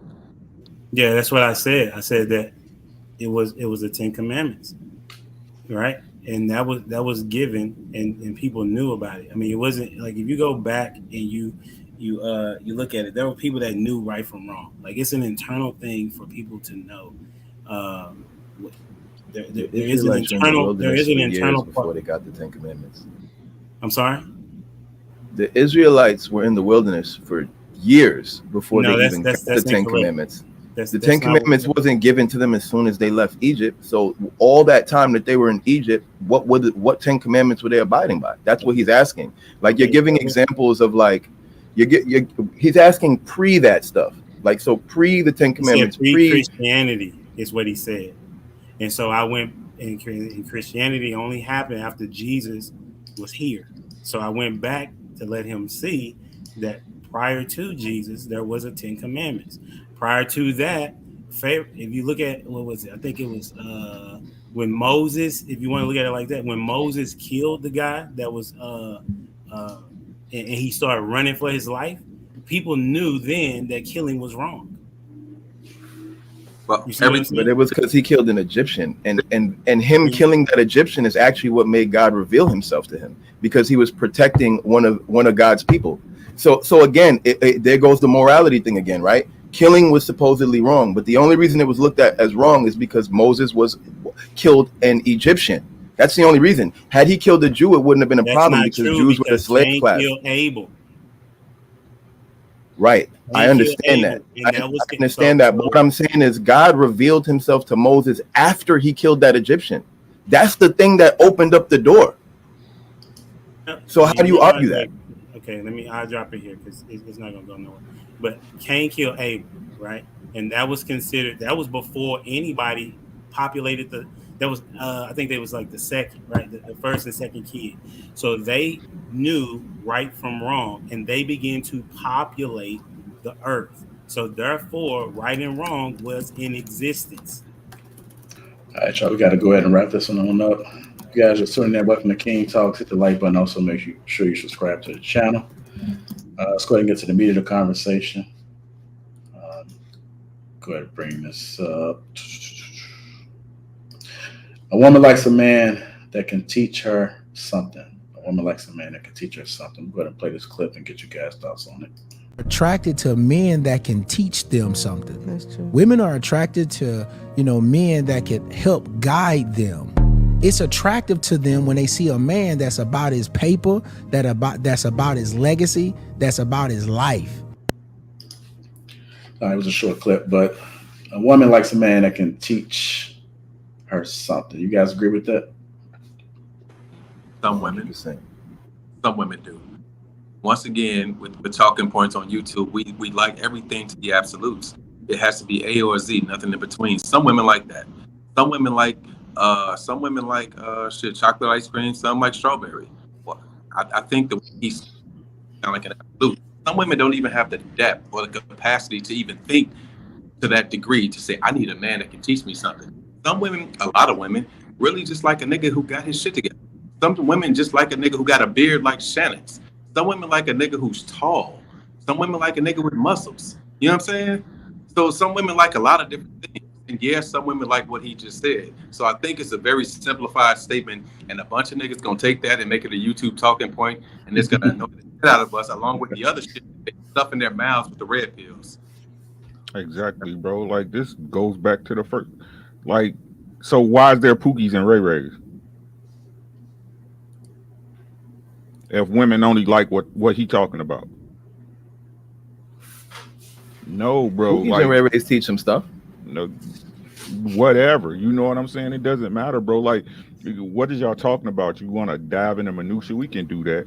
Right? Baby, I'll teach you how to bag up this. You know what I mean? I'll teach you how to scale. I'll teach you how to break your back out or whatever. But the truth is, like I said, women like what they like. The same way you like what you like. Right? You just pray that the qualities you have, the woman you like appreciates them. That's the thing that draws them to you and vice versa. They don't care. A woman like you, she like you enough, you could be a mute. You know what I'm saying? She don't care. Like, we try to put everybody in this box, and everybody's different. There's only one you on this planet, right? And you like what you like. If everything was set up by this standard of excellence, why are we here having these conversations? If everybody's standing up and everybody's getting together, and the things that stick people together are these standards of excellence that really ain't nobody doing. Stop lying, bro. I'm so sick of the lies. Every day we on this thing, somebody lying. Lies everywhere. Lies. That's all y'all do is lie. Millionaires everywhere, bro. Everybody's an entrepot nigga, man. I'm sick of this shit, man. I mean, if that was true, then wouldn't it just be easier for women to just sit there and be dumb and wait for a motherfucker to teach them something? All she had to do is just sit back and be dumb, not know anything. If that's the case, why do they go out and they get educations? Why do they go out and get brand new jobs and keep moving up in the world? Because the more you know, what you expect him to know more than you. So you keep learning, and every time you learn something new, you're like, all right, well, I need him to teach me something new. Wouldn't it just be easier for you not to know anything at all? So I don't think it's necessarily true. I think I'm kind of in agreement with Sean, where I think it's just another one of those talking points. I mean, a lot of people are going to try to lean into it, but if that was the case, a lot of people, it would be easier for a woman to sit there and be dumb and wait for a dude to come teach her something. They're out here learning on their own. So how much can a person actually teach you in real life? The person next to you. Y'all both went to the same schools, live in the same neighborhoods, do the same shit. So how is he supposed to be able to teach you anything more than what you were already being taught? Y'all do the same shit. I think, Sweeney, I think your point, you're trying to disprove it, is actually proving it. Because think of what you just said, right? A lot of these women we notice the thing, like women are graduating schools at different levels. They're investing a lot in learning. And we're finding that the more that they invest in learning, right, that they're less likely to be submissive to other men who aren't quote unquote at their level. So I think that actually proves that they do want to learn. But it just so happens that the more that they learn, the less people smarter than them there are, right? So what they're essentially looking for, right, when they say I'm looking for someone who has more money than me, I'm looking for someone taller, what they're really saying is I want somebody smarter than me. I want someone who knows more than me, to the point where it's obvious to me. Like I feel like that's genuinely what they want. Like a woman wants to be able to look at. I feel like the men that women genuinely respect the most are men that they can look at and say, "Damn, this nigga's smarter than me." Like I know for a fact that if I need to learn something, this is the best person to ask. I feel like being that makes you irreplaceable in a woman's life, because when she's looking to elevate, when she's looking to learn something, when she's looking to grow, she's gonna go straight to you. She's gonna go straight to the person who could teach them something. Now, we might want to judge and make our own opinions on what that thing that they're teaching them is, but it doesn't negate the point. Somebody made a point about Pookies and Ray Rays. A Pookie and Ray Ray's teaching her how to fuck. Now, you might not feel like you might not think that's a valid thing to teach her, but to her, that's valid. He might be teaching her how to have street smarts. He might be teaching her how to move in the hood. And honestly, you can even see the impact of you can tell when a female has spent a lot of time around a dude, because they pick up their movements. They start talking like them. They start acting like them. How many females you know in the streets, for example, in the drug game, all type of businesses? Why? Because they learned it from their man, right? And that becomes an extension of their personality. So I get what y'all are saying as far as like this is a talking point where it's like every woman may not realize that she's attracted to someone that can teach her something. But I genuinely believe that if you're smarter than a woman, you can actually teach her something that benefits her life. She's gonna be attracted to that on some level and can't help it. But I mean, you brought up the point where you said that the more she elevates, the more she wants a man that's higher than her. It's a very simple and easy explanation for that. It's not bigger than money. It is money. She wants to make sure that if shit fails for her, that he can supplement her lifestyle, if not take over her lifestyle. It got nothing to do with the fact that she wants to learn more from him or need to know something. That's not what it is. It's as simple as she wants a man with more money, if we're talking about that type of woman. And then even if and it's even far more simple when you said, what about the Pookie and Ray Bays? They're not teaching her how to fuck. They just scratching her itch. She wants somebody that can fuck the shit out of her, so she went out and found somebody that can fuck the shit out of her. It ain't about being taught anything new. She just likes what the fuck that nigga was doing for her. And also the fact that he's smarter than her does not mean that she's intellectually curious or he's teaching her shit. I'm smarter than most women. I mean, I'm not trying to talk shit, but I'm a very intelligent guy. That gender roles wouldn't exist if they wanted to learn this shit. If Shannon knows how to fix this shit, she wants Shannon to fix it. She don't want to learn how to be the fucking plumber. When has a woman ever said, teach me how to plumb? She say, Daddy, fix that shit. You know what I'm saying? So I don't think most of us are intellectually curious, and I don't think we want to soak things up through osmosis or by learning most of the time. Listen, if any of y'all know how, there's an industry that completely disproves this, right? It's called the pimp game. In the pimp game, the hoes have tons of money, right? They have tons of access to men, but still they choose willingly to pay pimps. And why do they pay the pimps? For game. That's literally how the pimp and hoe exchange go. Knowledge for money. The pimp game all starts. So to say, no, it's actually not protection. If you ask any pimp what they're actually selling, they're selling game, they're selling knowledge. They're selling, hold on. They're selling information. They're selling the information on how to move. They're selling game. They're not selling protection. You believe me then? I wouldn't believe you because no pimp would say that they sell protection. That's not what a real pimp does not sell protection. He sells game. However, sir, the pimp game, everything builds on top of the attraction of the man. They like him. They're attracted. They like him for his game, brother. For his game. That comes after the fact, my guy. That comes after I get in your head, right?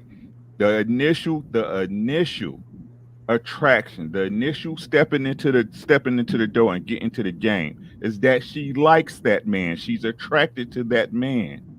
She don't know what that man gonna teach her when he walk up and spit out. She's attracted to him. She likes him. She like everything else on top of that is fluff.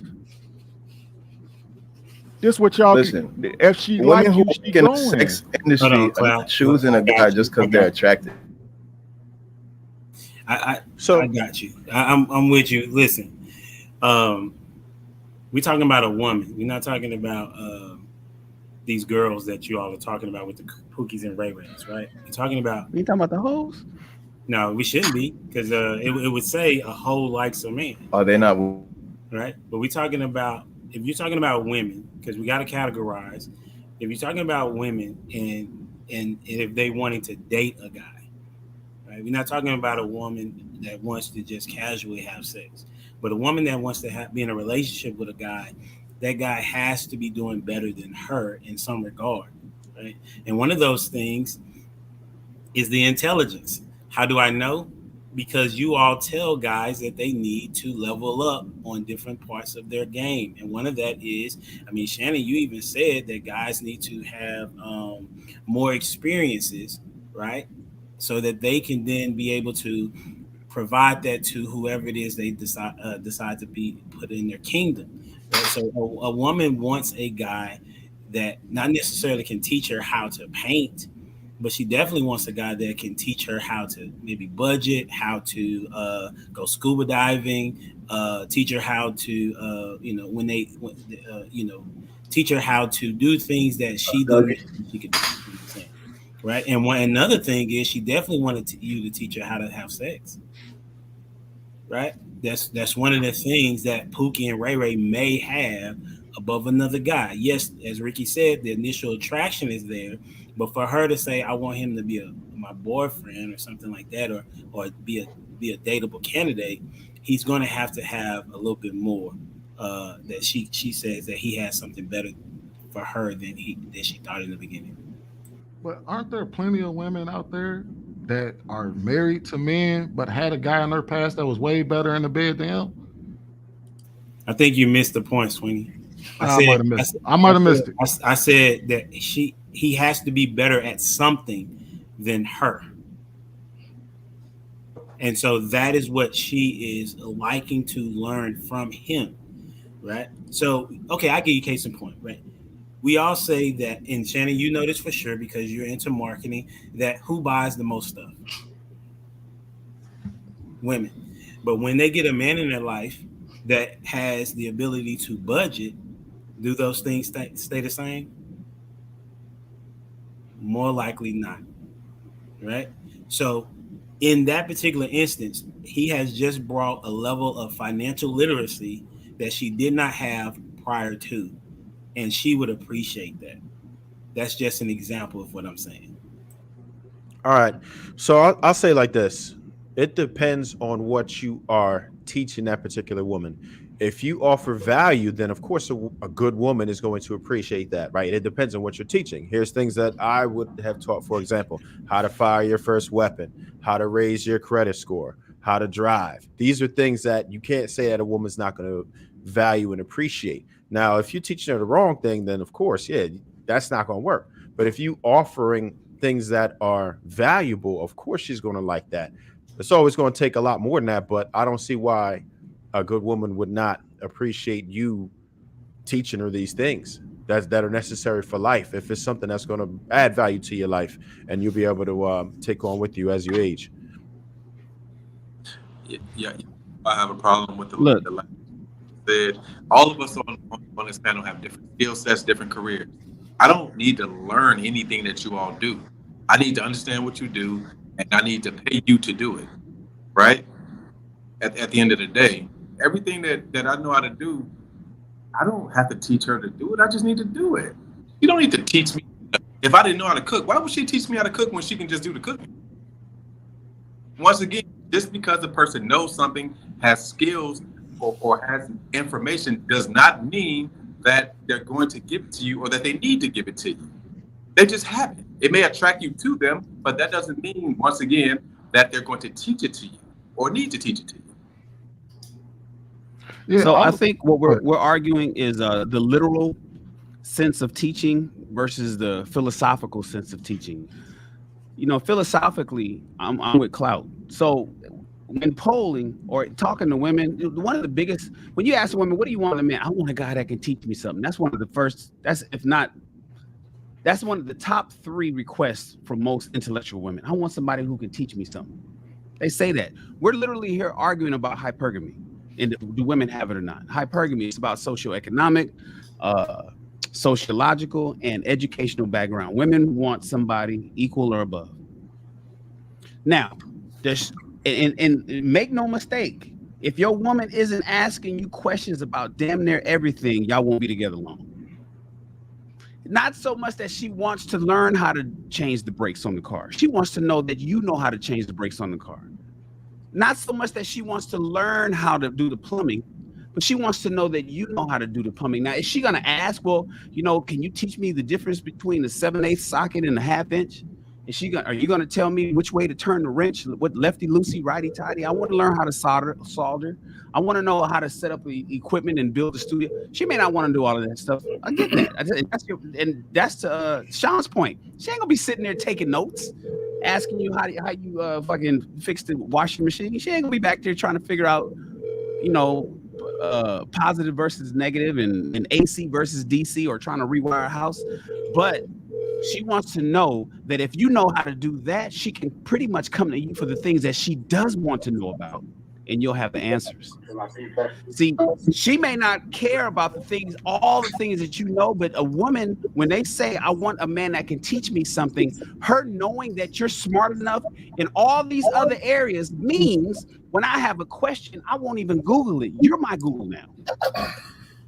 You are my oracle of information. And then if you don't know, at that point, I'll go to Yahoo, I'll go to Google, I'll ask Siri or Alexa, I'll go somewhere else to find this information. Other than that, baby, this is what's going on. Can you solve my problems? That is the 3rd P.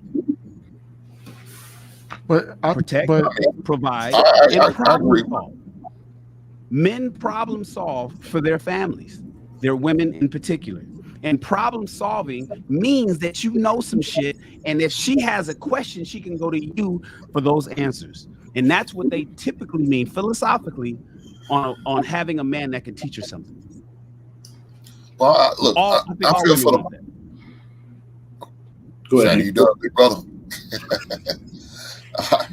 Well, for the most part, I agree. Most of these women don't, but I'm blessed enough to have a woman who wants to listen as well as being taught. So I'm blessed with that. Thank God for that. But for the most part, I don't think they really care. I don't. You know, like you said, I think they worry about more other stuff, like, and maybe they just want to know if you know, like what Shannon said. I can definitely agree with that. They ask certain questions because they want to know, not because they want to learn it, just because they want to make sure you know what you talk about, you know what you're doing. So, yeah, I can agree with that. But at that point, I think it's just simply they just want a man that's competent. They want a competent man that knows, you know what I mean? I don't think it's necessarily they going in it to say, I need a man that can tell. Because honestly, because Shannon is right. Most of the time when you ask someone what does she want in a man, a lot of the times they rattle off the same list, but I think they learn it all. They must be reading from the same damn book or something. But when you boil it all the way down, when you ask the question 3 levels deep, it always comes down to What's going on? It's King Talk. Hi, this is the B code. I'm in the chat, and I just, is it okay? Is it okay for me to speak? I don't want to just speak and you guys aren't listening. Yeah. Give me 1 second. I'm gonna patch you in, okay? So just wait. So I'll call you. Said your name is what again? Okay. B code. B code. Be cool. B code. Yes. I can't understand it. So you got something. It's B code. B code. B code. Oh, okay. It's the B code.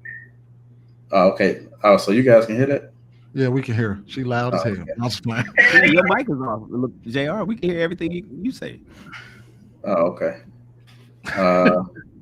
Shit, am I connected to the mic? No.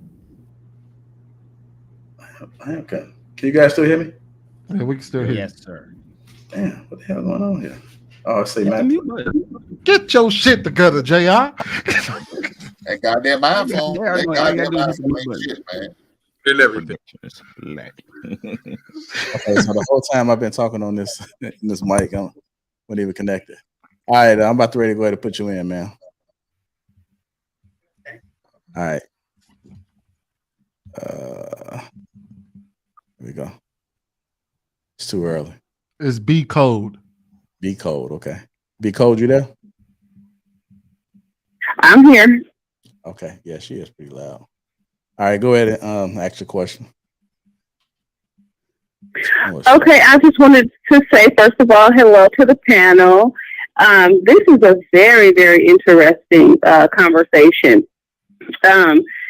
It is very, very important for the man to be able to teach his family as a whole.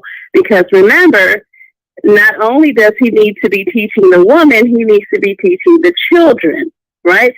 The woman is going to be teaching the children as well, but being that the man is the head of the family, she wants someone to be able to look up to. She's supposed to be looking up to.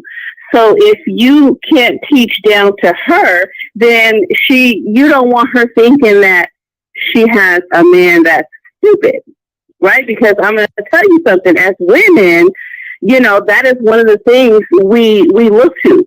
If I understand that a lot of times men aren't listening to their women, but we have thoughts and we have back conversations. We have like backdoor conversations with other women. So we're actually talking about you guys. Oh my God, girl, I don't know what I'm going to do. He didn't know this. He didn't know that. We have those conversations. So I'm just giving you guys a little insight on women and what we think, even though you guys don't listen to our thoughts or want to hear us speak. We have those thoughts. So at Cloud Jones, he was absolutely right. A pimp is not only protecting, but he is also giving her the game, right? How to break a trick, how to do all those things. So he's right. I myself, I'm very attracted to an educated man. Once you speak something that is the truth and knowledgeable, you got me. I'm sold, right? If you can't teach me anything, what am I here for? Like, how am I going to grow? How am I going to learn? How is the relationship going to grow? How am I going to be able to brag about my man? Girl, he's so fine, educated. We do all these things. You guys just don't understand that. So it is very important that you guys have something to teach, whether it is plumbing, whether it is how to cook a new dish that you ate, whether it is something that's going on at work. We want to hear it. We want to know about it. We want you to talk to us. We want to look up to you. You're supposed to be our God. So, I mean, if you're not verbal with us and you aren't teaching us anything, it's like, oh my God, okay, I'm going to just wash the dishes and mop the floor. I'm going to give a little head. I'm going to put on some lingerie. And it gets boring. It gets very, very boring if you don't have anything to teach. So what is the goal of your relationship and what are you teaching? All I heard was head. Big Code, are you one of Cloud Jones' backup friends? She was asking for his number. No, I'm not. No. Are you married? That's what I want to know. Understand what he's saying. Are you married? I know what I'm talking about. Yes, I am. Yes, I am. I mean, you gotta understand. I did. I have a master's degree. Yes. So I mean, How long you been married? How long you been married? I've been married since 2006. So, okay. So what happens when y'all know each other and ain't no more teaching? You know what? I wouldn't say that there isn't any more teaching, because as you go through life in a relationship, you're always going to come across new things. And so it's almost as if you just have to keep it going. You have to keep it going. Yeah, you have to. Yeah. That's how you keep a relationship. You have to keep things new. You have to keep things exciting. You have to bring new information in.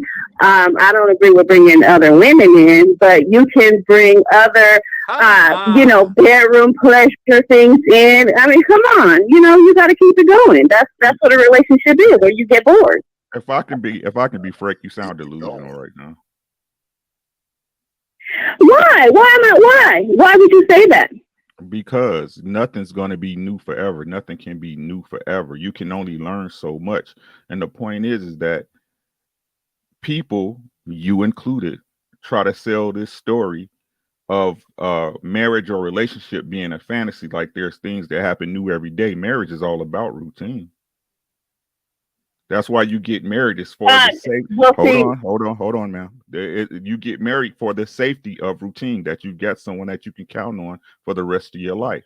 Your coochie gonna get boring after about 15 years. If it ain't already. Right? You can only go to Paris so many times. You can only go to California so many times. I can only hit you from the back so many times. So what do you do when the learning stops? You get bored then, right?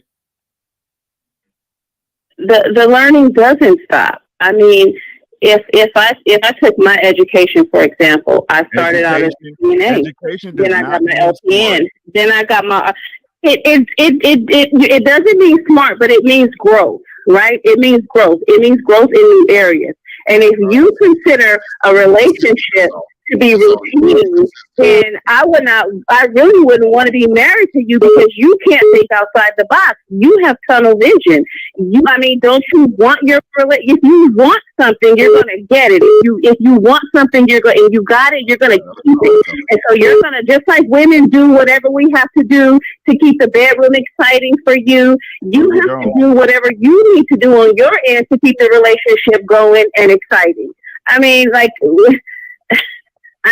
Really, even slaves, they do new things, right? You're picking cotton one day, you might go pick some watermelon up. The slave master has to keep slavery exciting. He go whip you on I need to leave, but I just want to say to what you just said.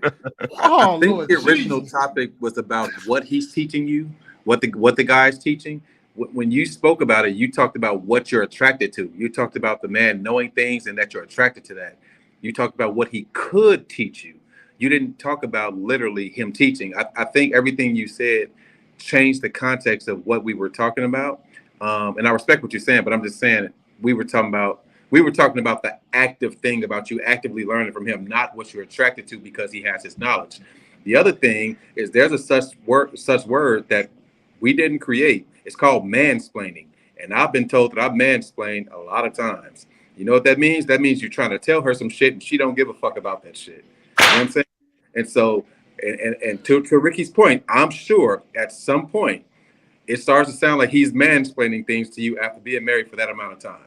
So I think that kind of runs. But I mean, it means the woman that you have is kind of retarded, because if you're teaching and your mind can grow, your woman is not comprehending what you're saying if she really don't give a shit about what you're talking about. Right? There has to be a certain level of comprehension in your woman. Like, what do you have? You have a hoe that don't have no education? Do you have a dummy that only knows how to do housework? I mean, what type of woman are you looking for? Are you looking for one that you can grow with? Because are you 100% interested in everything that your man has to come in the house and say to you? Do you care that he? Of course I am. I want to hear it all. Just like I'm interested in everything that my kids have to say. I'm not going to, I don't want to hear about that. No, I want to hear. That's how you build communication skills. That's how you keep conversations going. That's how you keep things going in the house. What are we supposed to? You come in the house from work and we just sit in silence? Yeah, but I'm sure that like you don't have no kind of conversation. Yeah, no conversation. But you had all that conversation when you were trying to get me, but now you don't have no conversation. I mean, really? You got to get your head out the street, and when you come home, you got to put your head in home and discuss things and talk and talk about anything. You don't turn that. You don't turn that. I do. Man, I mean, goddamn, we ain't had a chance to talk to you. I mean, JR gave a big. You got it. You got it. Be cold. You are 100% right. Do not settle. Congratulations. She just like talking. It's all good. That's what she get off on. It sounds like it too. And she does more talking than he does talking. I guarantee it. And once he starts talking, he is a good listener. I bet hey, but listen, let me throw this out there. Hold on, let me get Shane in there real quick. Go ahead, Shane. Let me throw this out there. Again, we're talking about literal teaching versus the philosophical part. I had kind of mentioned that, and that's what Sean had kind of touched back on, because he was saying, "Yo, no, we're talking about the physically. Are you interested in learning how this mic and how many ohms and what kind of, and is it a USB-C versus micro USB-C connection?" Women don't care about that kind of stuff, the literal part about it. But the philosophical part about it is she wants to know that you know. So in the event that she has any issues, she can always come to you for her answers. There's that. But the thing that Ricky said Rick. Look at God. Look at God. All my screens just freaked out. What was that? What's wrong with that? You were saying, sir? Yeah. God. Okay, everybody's back. Chuckle a minute. Huh? I'll chuckle a minute. I swear. Rick, you were saying what happens when the learning stops? You guys are men. You like to talk to men. So hold on, you don't like hold to on, talk be cold. to men. Hold on, be cold. This turns into one of them Kevin Samuels situations where she just be going. He put on. Rick, you said what happens when the learning does the learning ever stop though? Rick, you think it gets to the point? I think it's enough information in this world that the learning never really stops. For instance, I give you some examples. Right. Even in marriage, even in a marriage, and I get you, because marriage is about repetition. It is about consistency. It's about the same thing day in and day out, and being fine with that, because that is where you find the solitude in longevity. But we also have a 60% divorce rate, and then half the people that's still married ain't happy. I don't. There's a lot of motherfuckers that's not happy in their marriage. Now, without getting into that, there's still enough information out there that people should always be learning. 2017, everybody all of a sudden learned about what Bitcoin was. And all of a sudden, we got a whole new industry and a whole new set of people learning about Bitcoin and cryptocurrency and trading and learning how to do new things. Then came a new streams of revenue when the internet came up. and everybody suddenly was creating online stores. And when when real estate suddenly became available to people that thought that they couldn't ever get into real estate, there's a lot of stuff out there, Rick, that even in a marriage, don't you agree, or wouldn't you agree, Ricky, that there's a lot more for people to learn if they're interested in learning it, and that when they get married and get used to each other, and after a certain amount of years, well, doesn't matter that the world is moving forward and AI is here and electric cars and smart and new phones and new equipment and new ways of living and new places to go. We just gonna be right here where we're comfortable, and that's it. I think the learning never stops for anybody.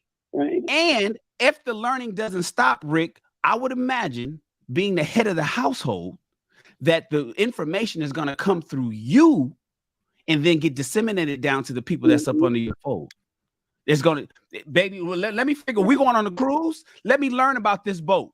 Because I know we're going to take the Princess Cruise or we're going to go on the Carnival Cruise. I'm not sure. Let me figure that out. Yes, babe, you got that. And then you go and learn this because you guys are getting ready to do something new. And then you say, listen, we're going on this cruise for this many days because we're going to hit Ensenada. Then we're going to hit Tijuana. Then we're going to hit this other spot. Then we could stop over at Catalina Island. This boat got a better, and it's cheaper. It's $100 cheaper. You're going to learn all of that kind of stuff. Or going on a different trip. It doesn't matter what it is. The next car you buy, who's going to do the information gathering to figure out what car you buy? Yeah. Well, this car has this kind of information in it. Okay. Some kind of learning. No way. You got it. But I appreciate the literal, right? But let's jump back into real life, right? When I say I'm gonna go get a car, right? My wife don't give a damn. She don't want to know about all she want to know is how to play the radio and where the key go. Straight up. Right? Stop with the bullshit. Right? Again, y'all didn't hear what I said, right? You did everything already, my guy. See, y'all can't fathom it because you're not there yet. You see what I'm saying? You're not there yet. It's going to be only so many cruises, only so many flights, only so many road trips, only so many cryptocurrencies, only so many insurances, only so many stocks. Right? You're not going to give a damn about that stuff at the end of the day, bro. It ain't nothing to look. Listen to what I'm saying. Now, again, if y'all want to take it literal, hey, these new shoes come out and they lace themselves up. You push the remote. You got to learn that. Cool. Y'all can take that to the bank. Knock yourselves out. Right? But I'm talking about as far as life. It's going to come in time. If you're in a relationship long enough, if you're with somebody long enough, it's going to come a time where it's nothing to learn about each other. You're going to know each other. There's nothing else to learn outside of what you guys need to do. Now, again, I understand y'all the creme de la creme, right? Educated bachelors, Screen Guild, y'all want to see the best of the best. Right? But it doesn't matter how much money you had, right? At the end of the day, if you with a person long enough, those things are going to become mundane. You have to learn to be happy within your space. You're going to have to learn to be happy to be bored sometimes. I was going to say, and I was going to add to... I guess my thing is I'm 51, Rick, and I watch my parents do. They're excited about everything new. Still, all the way to my father's death at 80 years old. And I get what you're saying. You know what? It's going to be boring. And you talk about the creme de la, but maybe there's an advantage in that creme de la creme, because that's exactly what I was talking about earlier when I said if you're a boring, black people are boring, and black people need to get out of their neighborhood, get outside, and start doing more than just the regular ass shit that we do day in and day out, so we can see how much more things that we can learn out there. But to your point. So again, ain't nobody listening. I just said you're gonna do all those things already, Shannon. I'm 20 years in, my guy. Listen to what I'm saying. I ain't knocking what none of y'all saying. It's facts, but that's the beginning, right? That's during the trip. It's the journey that what counts, right? But I'm talking about when you get into it, when you get at the end of the line, bro, when you get to the point where y'all comfortable with each other, there's nothing else left. There's nothing else to learn. Hold on. So I'm to talking about address, outside of to these have threads.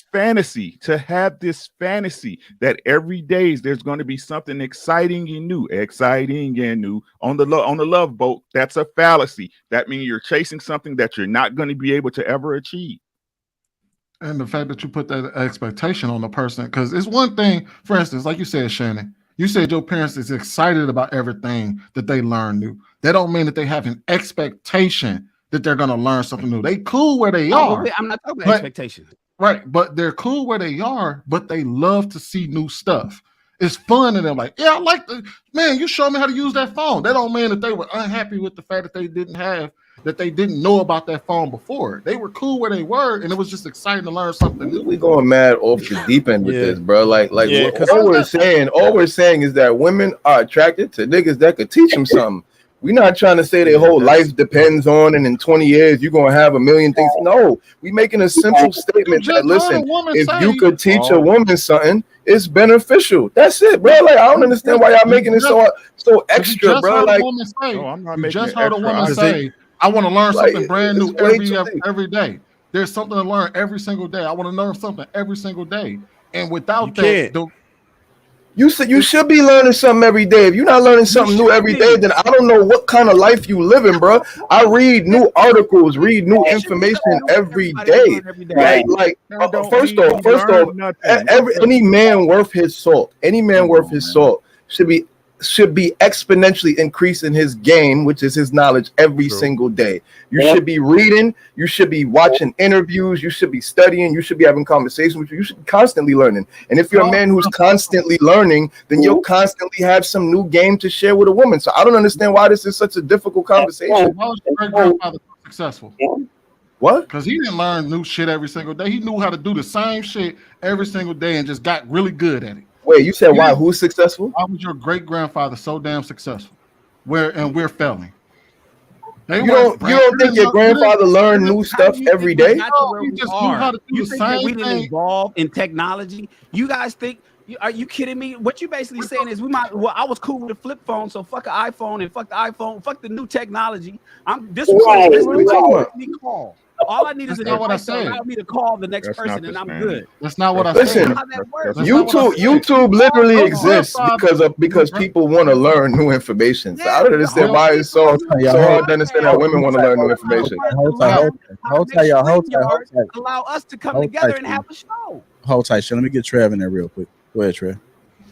Yeah, so I mean, I think we went really far into it, but it said like, it didn't say love, stay with it. Just said there's a woman like a man that can teach her things. And I think it's hard to deny that, because it's you are offering something that she doesn't have. And as a man, you should be developing on a daily basis to continue to learn. And I know I do, and I know most of the men on the panel, they are definitely getting it in every day, increasing their knowledge on certain things. I'm all over it with technology, all over it with current events and everything. And females like to lean on you for that type of stuff.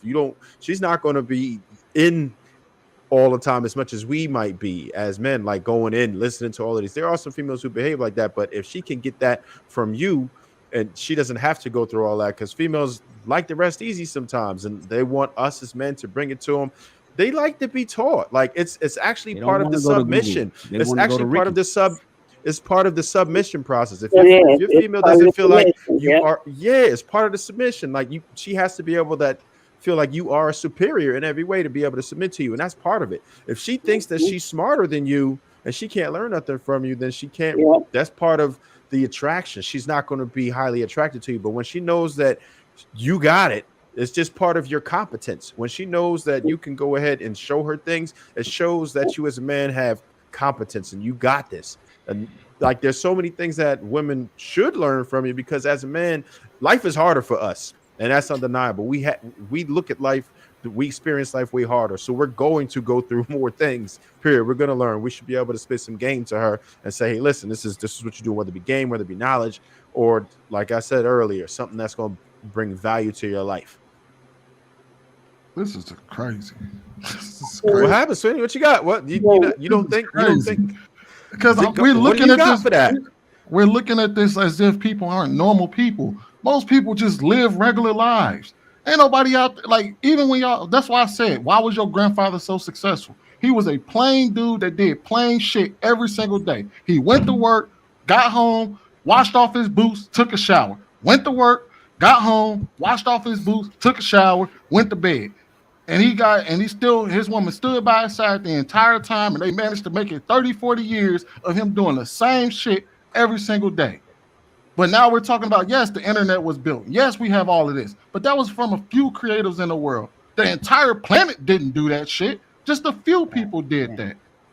Listen, I guarantee you, when Grandma called Grandpa and said, "Honey, how do I fix it? How do I get this furnace running? How do I get this fridge running?" Guaranteed, he had something to tell her. Besides, I don't know, baby. I'm pretty sure he said, "All right, babe, this is what you do. You go jiggle that thing and da-da-da-da. You go take the thing and you go plug it in, plug it out. And if that goes, he had something to teach her. So I just don't. My grandfather had something to teach my grandmother. Definitely. Even if you go back in the day, like they had to teach them how to get food, how to crop, how to prepare food. Something they had to learn something from them. But that was survival. That wasn't. That's not. But you still. It was still knowledge. It was still knowledge. It was. He still was teaching something. The furnace had already existed before he had to. She's supposed to know how to work the furnace because it's the furnace in the house and he's at work. There's a difference between that and saying I need to learn something new from you every single day. That's not a thing. I think nobody said every single day. I think we took it too far. We just said a man that. We're not saying every single day. Yeah, nah, every single day. I said I was against that before. Like, No. Hold up, stop. Hold up, stop. I'm not gonna let nobody say something. I'm not gonna let nobody say. Clout Jones just said, as a man, you not worth your salt if you not learning something every single day. That's what you just said. So I stand on that. You should be learning every day. Correction. I didn't say you got to teach her something every day, but you should be learning every day. Okay, then. So let me simplify. On a personal level, you should be learning every day. So again, let me simplify. To answer the question, women like men that they like. We get in these spaces and people complain, like I said, about the Pookies and Ray Rays and how they get the girl with the fat ass and da-da-da-da. Girls like them, right? You had a dude, the one dude that was on the one thing. Yeah, he was smart. He was a nuclear physicist or whatever in a submarine. Did old girl like him, even though he had something he could teach her possibly? No. Pineapple. Women like who they like, right? Everything else you do is that simply builds value on top of the attraction that she has for you. But she gotta like you first, nigga. She gotta like you first. So right? Are we saying that it's like a yes or no? Like she coming up and like saying she will not like you, or she like or appreciate. Go ahead. Say again, Trev. I'm sorry. Oh, I was asking, is it like a is it just binary where like she has to like you like only if you do it? Like we understand that there's other factors and stuff, but does it mean that she won't like or appreciate you because she can learn something from you? No, that's not my point. Again, I think we try to put on these things of, especially in these spaces, that if a man has A, B, C, D of a characteristic that all women are going to flock to them, that's a lie. Oh yeah, no, that's out. That's out. Nobody's saying. No, that's out. I didn't say you were. I didn't say you were. I'm telling you what I'm saying. Right.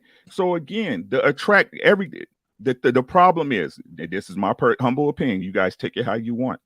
The problem is, right, is that a lot of dudes, right, they expect, I ain't going to even say that. A lot of people, this is women included, right? Y'all rock with people and y'all attracted people who don't really like y'all. And you think because you have these certain characteristics that these people in spaces say, well, get your money right. You know what I'm saying? Be dominant, do this, that's going to ensure a person liking you. It's not. They have to be attracted to you first. But a lot of people, a large majority of people get into relationships with people they don't really like for whatever reason. They're not really attracted to that person. Reasons.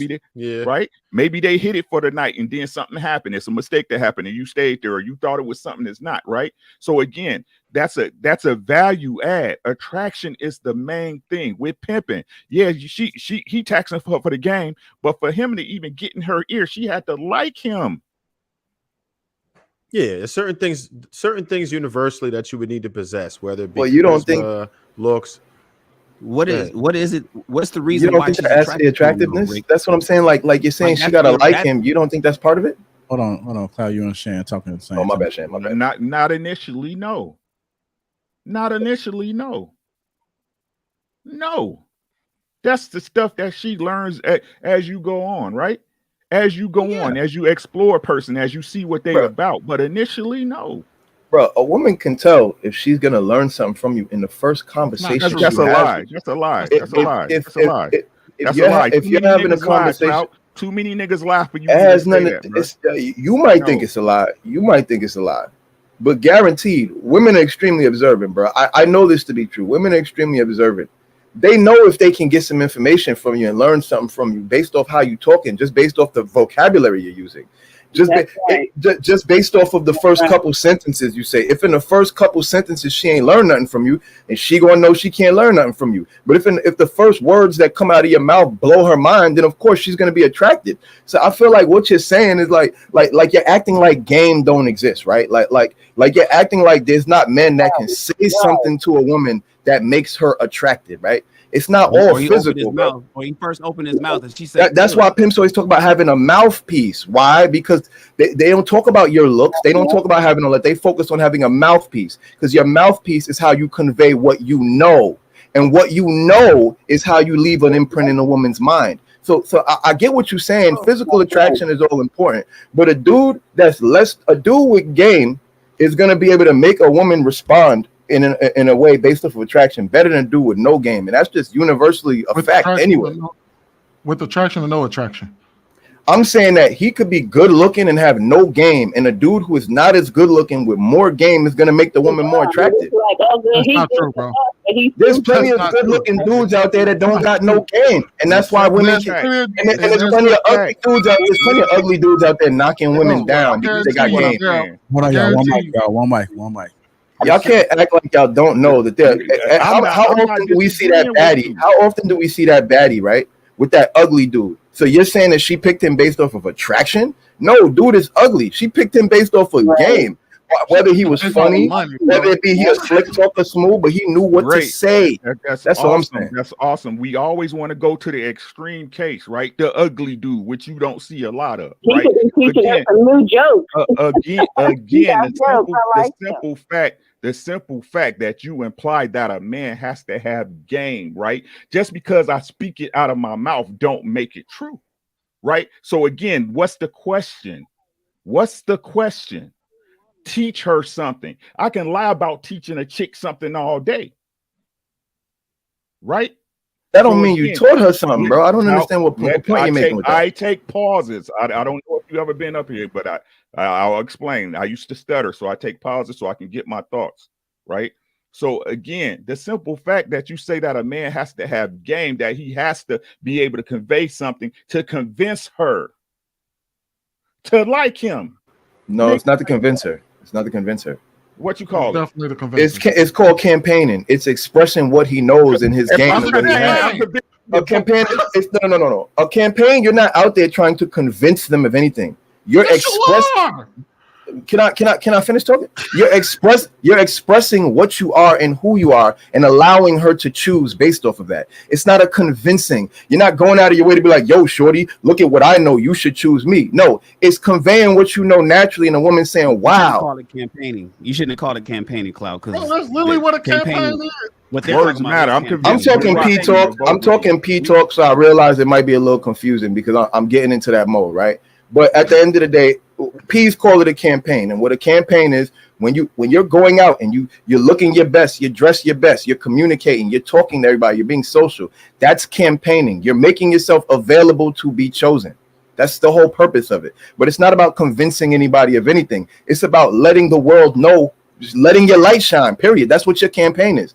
If you're on the stage talking about compressor engines or whatever the case is, and that's your shit, and that's what you know, you're an engineer and you like talking about engines, that's your campaign. And there's going to be a woman that sees your passion and how you talk about them engines and be like, wow, I'm feeling that man. But at the end of the day, everything doesn't boil down to physical attraction only. Sure, it's a huge factor, but you can't deny that a person with some game can supersede all of that. And that's what game is. Game is just uncommon knowledge. It's information. That's all it is. A person with game is just somebody who knows the little things that most people don't know. And that's all it is. You got, I mean, we can talk about Sean Carter and Beyonce. Y'all know that now. It's almost like I'm on the fence again because I understand that the initial attract, especially with black women, is physical. It's just like, what is he? But as soon as he opens his mouth, she will dry up and walk away if she hears some bullshit. It don't matter how.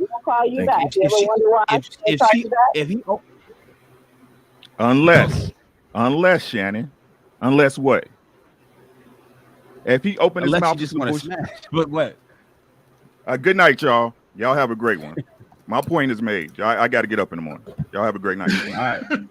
Unless she wants to smash, he gonna get the draws regardless. It don't care. It don't matter how dumb he is. And that changes the dynamic of the conversation because if we just talking about short-term relationships versus what women want, ultimately, different. Ultimately, what women most want is the relationship, but men is the ones that give that. And since men are the ones that give that, the women that is going to even entertain a guy is going to look past what the fuck he looks like. It's going to be what he's talking about. Always what he's talking about. That's why I asked Big Charm, Cole. charisma. That's why I asked Big Cole. Then why didn't you marry your professor? He was there to teach her something. He taught her everything she know. Shit, several of them did. That's bad business. You don't marry your professor. That's not proper. That's not the proper thing to do. Come on now, we gotta keep it 100. It's not the proper thing to do that you a grown woman and you can't marry your professor. You gotta have some standards. Yeah, because I have standards, and I'm not gonna marry my professor. So that means that something superseded from my class. So that meant that something. That means that something superseded. Another, designation. So that means that something superseded you marrying somebody that could have taught you something. Mm-hmm. No, yeah, was he black? So I'm done. Was he old? I'm done. He's gonna teach the same thing over and over again. I'm done with him. I need somebody that is different. That is, maybe the professor might not have been my type. You understand what I'm saying? So just because he can teach me something, that doesn't mean he was my type, right? But I do enjoy men that can teach me something. So if somebody can come along and teach you more than what your husband teach you gonna drop your husband and get with him?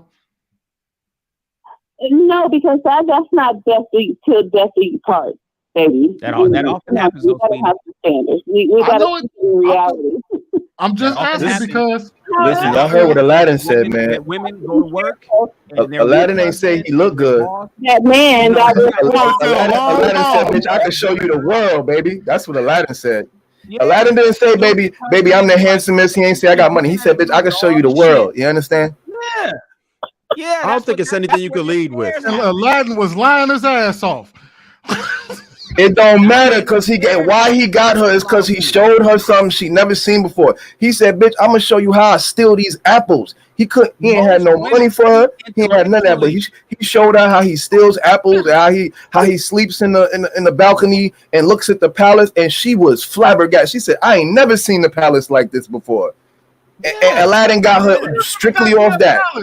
And he was on street rat. It is through an intellectual. It is through intellectual game that most wives go off and do what they do. Men will cheat just because she got a nice ass, and it ain't got nothing to do with what she talking about. She just got a fat ass, and that's all I want. But a woman, something grabbed her. It ain't because he's handsome. It's because something grabbed her, and how he makes her feel, and how he makes her feel is all about what he says, not about how he looks. So most cheating, Sweeney, in fact, is because he came along and was smarter than her husband, or had better game than her husband, or talked better than her husband, or said things better than her husband did. So again, Miss Big Code, if somebody came along that can teach you more than your husband can, and your husband and your husband been together for 25, 30 years, and somebody comes along and say, I can show you the world, you're gonna drop your husband for him, and you're gonna understand the assignment. Well, see, here's the deal. I've hit the wall, so I don't expect a man to be coming to me trying to sweep me up anymore. Let's pretend. Somebody come along, you and your husband been together for 20, 25 years.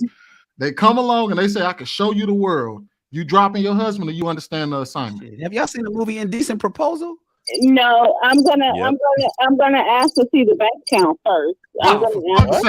I'm done. I'm done. So yeah, I don't think this is something you can lead with. This is just like an attribute that you should have. If he's offering me something like that, if he's offering me something like that, I want to know that he's telling the truth. Hold on.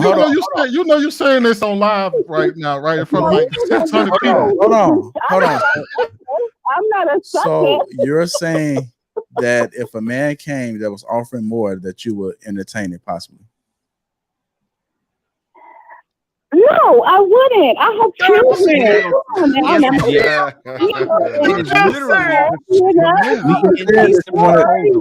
You just said it is literally that movie. You just said that you want to see bank statements, bank account. You said you ain't That's entertaining it. Definitely entertaining it. It is literally a movie. That's the definition of entertainment. Hang up and go home. You know, hang up and go home. And don't get mad at us, because that's how they all think. That's how they all think. That is hypergamy. That's why I said, why are we That's here hypergamy, baby. Hypergamy. Boy, We should not be arguing hypergamy. It is baked in the cake. It is built in them. Sweeney, now that you just heard what you just heard, what do you think about what Shan and Clout was saying? And God damn, man! Look, hey, all I got to say is this: be cold. You know this. You know this gonna get about 2,000 or 3,000, 4,000 views. And I hope your husband do not watch this channel.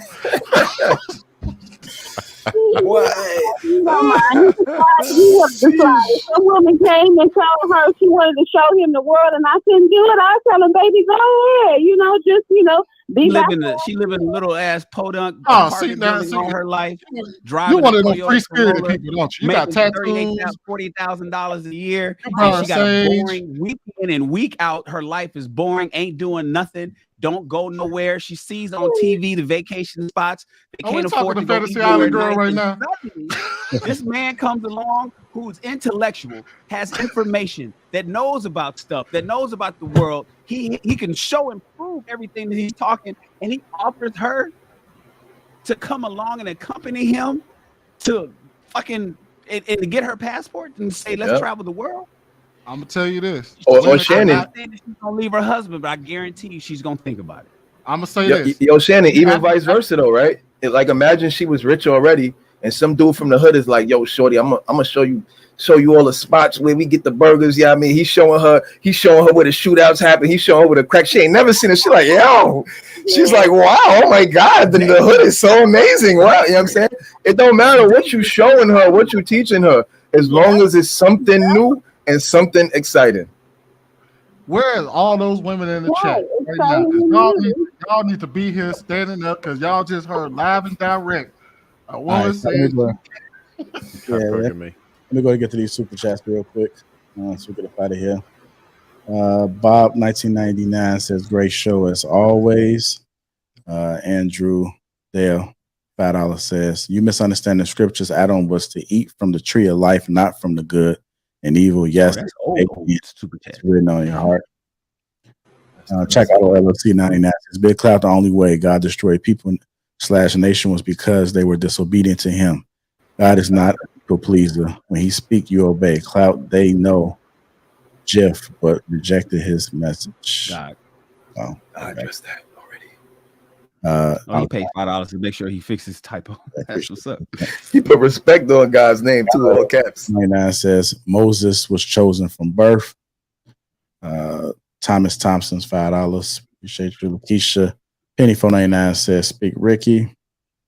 Andre Dale, "Women love to talk. I'm a great conversationalist and a pretty astute gentleman. It astounds them how well I conversate. They literally can." What? You should have said converse, but yeah, it did sound funny. Andre Dale, conversating going on. To live is to grow and to grow. To live is to grow and to grow is to change. Yes, it's routine, but it's growing. If it's not growing, it's dying. Y'all tripping. Yes, Luby, "She talk and don't hear. Need to be right as always." Strike all LLC again says, "You will learn how to deal with problems with family members children not having kids out of wedlock. Andre Dale again says $2. Physical gets you attention. How you talk gets you in.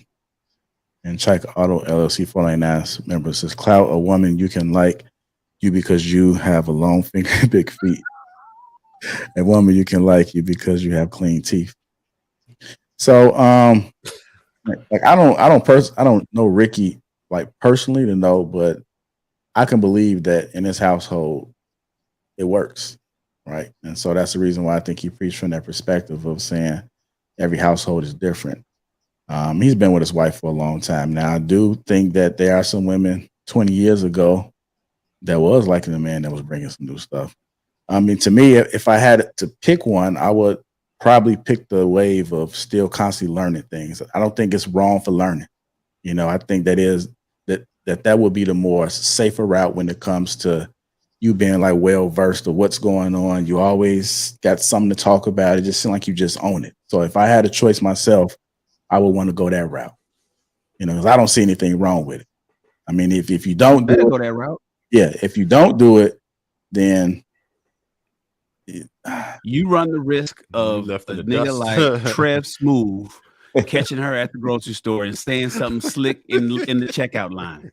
Hey, I don't do that no more. The relationships I seen last the longest between old folks is always the motherfuckers that don't know shit. You go and ask them, Grandma, how you do it? But hell, boy, I don't know. Grandpa, man, how you work? Hell, I don't know. Both of them don't know, and they chilling happy. I don't know. Sweeney, earlier you said. Let me say that quick. Sweeney, I was going to say this real quick.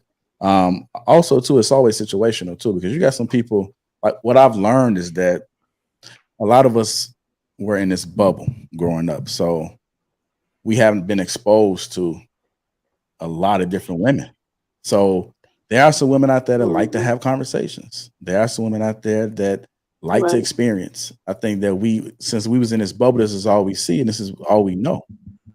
But I mean, there's some people killing it with the mouthpiece. I'm not going to even lie, they're killing it. And so you got to get up to speed. You got to read more. You got to get more knowledge in, because there's some cold people out here that just cold with it. I'm talking, they just know so much, and it's just, and whenever they walk into rooms, whenever they speaking, like these are people you see as speaking in these big arenas. You know, these people that are walking around, they're getting invited to speak because they just know so much, and you see the people admire them, like they may respect their vows and their marriages, but then after listening to Be Cold, I don't know, Be Cold. I mean, you kind of. You know, at first you was like, you started to fold at the end, and Sweeney might be not that saying Sweeney is concerned, but I think you make a strong case for us to argue that women like to have their mind still stimulated past marriage. I think at all times. Yeah, that's real. So That's real. I'm not saying that you have to learn something, but it wouldn't be a bad idea to start to add more to your plate. We cannot. JR, can we tell people we have to get out of this mediocrity mindset that it's just okay to be average. It's almost like some people, and see, and you know what I don't like about you, Sweeney, is the fact that you say that you average, but I don't think you are, and if you are, I think you're limiting yourself, because the way you speak sound like if you were to get outside, and when I say outside, I mean outside, but beyond the borders of your state, you would be a cold motherfucker. But maybe you won't ever do that because you're so comfortable being inside. No, I get out all the time. No, not if you say that you live that regular boring life. That's what you said about 2 hours ago. No, Sweeney gets out. Yeah. When he gets so he was just talking to be talking, because it don't add up. It's not that. I think he was speaking for regular folks, but Sweeney is. He said I am. He said I live a regular life. That's what Sweeney said 2 hours ago. Man, I pretty much do. But they still kick it. I mean, he's talking. Like Sweeney's a talker, and Sweeney is intelligent. Like Sweeney always has something to talk about. He kicks it. He turns up. He's taking road trips. So even though he looks at it like he's not doing nothing, he's doing something, and that's probably why she loves him and why she adores him. Really quick. You know, but I also think Sweeney was speaking to the regular folks. But Sweeney, you are doing more than what a lot of people would do. There's a lot of people that just born. So why do you call it average, Sweeney? Well, what I mean by that is that while we do take trips, I take I'm not the we got to go outside the country person. I'd say all the time, man, there's so much stuff in this country I can learn from or can do or whatever. But what I mean by that is that me and my wife, most of our kicking it is at our kitchen table having a drink, in our backyard having a drink, chilling. Half the time we ain't even got to say nothing to each other. We just sit there. You know what I mean? And I speak for most normal people because most normal people don't do this stuff. They don't get outside. Like somebody in the comments just said, they grandparents the highlight of their day was playing cards on the weekend and playing dominoes, and they happy as all get out. But what happens is we live in a society where everybody, I got to go get more. I got to go get more. And I think what happens is that you get so caught up on trying to chase more and more and more and more, you don't even appreciate the things that you do have.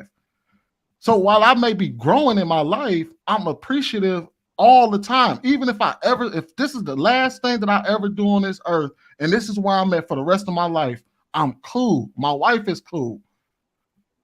But a lot of people tend to chase a lot more than what's like, it's unnecessary, because I say this all the time. Where do we get this hunger from? To take the type of trips I've been seeing people spend, they max out their credit cards on over the last 3 years, is things that maybe you only seen your family about 20 years ago, maybe even once. And now you got people out here trying to take a trip out the country every year, and it costs $6,000, $7,000, $8,000, $9,000 easily every year. But you have people online and they see that shit online and they like, I gotta have that, with no means to get it, no ability to actually get there, but they have to have it, and they're not happy where they are. And the reality is, you should love your family, be able to go out and kick it with your family and have a good time without having to go out and spend $8,000, $9,000. But Sweeney, you know what? You know what about that? In a situation like that, you have to actually like each other. You know how many people don't like each other that are in relationships that just can't kick it like that and just would be happy just to have their partner's presence? Like, a lot of people can't do that. They don't like each other, so they always have to be doing something because they can't stand to be around each other. And that's how you wind up saying, yeah, if somebody else came along the way and showed me something new, I'll leave his ass. Because you don't even like it. I don't know if I can agree with that, Trev. Because you don't even like the person that you with. No, I don't think it's cool, but I'm just saying that's a reality. A lot of people look at it. What, 50-60% divorce rate? People don't like each other. They can't get down how you get down. Like, most people would probably love to be around somebody that they wouldn't mind being around, but some people really don't like each other. They got with each other for the wrong reasons in the first place, and they stuck in a situation. Maybe they had kids and, married to the kids. They might be married to a house or assets or whatever, a situation, or they just feel like they passed their prime or hit the wall, like Cole just said, and they're not gonna go nowhere else, because that seemed like that might be the main factor stopping her. She at least she came to the realization that she hit the wall, and odds of you trumping your current husband would be slim to none. But if you were given the opportunity, you probably would jet. And that's what I'm saying. Not everybody's as happy as we like to be. It's a shame that it's like that, but it's a reality. A lot of people really can't stand each other. And just when you think about our changes, your changes as a man, when you were 20, 30, I'm gonna stop there. I don't know where you at, but as you every 10 years forward, when you get to 40, it changes what you wanted, what you appreciated, your lifestyle. You might have became so much better as a man, and not everybody can grow together. You could grow apart, but then be stuck and bound by finances or children and situations, and you can't even get out, and you don't like each other. So the only way you could even stand to be around this person is to just go ahead. You know what? We're going to go on vacation. So at least you have some type of fun time with them so you could feel a little bit better. It's almost like a drug you got to do. Just like some people got to get drunk before they sleep with this person, you got to go on vacation and want to hang with this person. But you know what's tripped out? Go out and kick it. But you know what's tripped out though? Getting old means that sometimes your life becomes limited. You can't go out as much as you used to. You can't do that thing you used to do in the bedroom. Right. You can't hit the stanky leg like you used to. Hell, my pops was like, damn, he getting old, man. He got to trick me out there now every time he try to cut the grass. Sometimes, like, getting old means that sometimes you got to slow the hell down. Nah, man. Hell nah. Hell no. I'll never agree to that. Let's not forget, but you know what, you guys, let's not forget the young girl that comes in that's exciting, and the man cheats with her on that his old ass nigga can't do shit with it. His wife, and she's teaching something new. Oh yeah, but I mean, old ass man. What older men are looking for anyway. Don't try to clean it up now, be cold. You know, that old man gonna look at that woman. He gonna grunt. I'll be trying to new and have something to teach him. I'm not that, but I mean, you know, men like to be taught too, whether you know it or not. So when some young girl comes along, you know, and sweeps your man off his feet because she's more exciting than you are, come on. Because that man most men don't do that. Most say and keep most men don't move like that. Yeah, that most means men have no don't morals. move like that. We're not gonna leave. Like who? What man does that? Like men don't usually leave. They might go ahead and take it for a test drive, but that don't mean they want to leave and buy a whole new whip. Like it's the same difference. Test drive. She's teaching them same thing. Test drive. You know, around the block. You say? Are you trying to say that women are capable of doing that? Try to speak for herself. No, what I'm saying is that, you know, when we're speaking in terms of new and exciting things, you know, that young girl is new and exciting. You know, and so we as women, we have to stay up on top of our game as well, because we teach sort of in a different way, right? So when that young girl comes behind us and she's all boppy and perky and, you know, he's looking to her. So we got to keep our game up. That's where, you know, we have to keep our weight going. We have to keep looking good, our hair done. You know, we have to keep that young appearance as well, because some little honey will come along and teach your man something new. Because you know there's a such thing as menopause, where that thing just don't work the same no more. Yes, I'm waiting for her. Where's why? So your man can go and find somebody else that hers work. Because her plumbing gonna work. Yours ain't gonna work no more. Come on. I don't give a damn. Wait, hold on. Wait a minute. So you want a man to be able to teach you something new. So you want a man to be able to teach you something new, and you saying you can't wait for your thing to stop working for what? You should be wanting that thing to work as long as it takes. I'm not having any more babies. I mean, I'll probably be, you know, a little bit better, you know, now. So you're not trying to, okay. I get it. She's not trying to say, I thought you were trying to say you didn't want to be active. She just don't want it in a way so she could really get busy. I got you. Oh, okay. I was about to say, because okay. Right. That's when the sun starts. Okay. Come on. So, wow. Okay, so that's for a good reason. Yeah, well, I don't know if that's how it works, but yeah, that's not funny. Your heart's in the right place, but because I know menopause means shit pause. No. Yeah. No. That thing don't get wet like it used to. It don't work like it used to. That's why they have medications. See, I'm a nurse. That's why we got medications. We got medications for that, boo. We got medications. No, don't go to medications. There's a bunch of natural things that you can do. You know, now both y'all don't get a heart attack. We have to replace that hormone. We have to replace that hormone. That's what they teach. We have to replace that hormone that we're missing. You gotta go all natural. You can do it with diet and natural things. Exactly. Yeah, you can do natural things. But, yeah. No drugs. There's things that you can do with your diet and exercise to get you right. She's getting a kickback. So. Oh. I can't wait to menopause. Okay, you guys. I love you guys. I'm gonna go. I always got y'all. Always support y'all. Always have good things said about my black men. Love y'all. Bye. Good night. All right, y'all. I just want to thank everybody for tonight, the panel first. I want to thank you guys, man.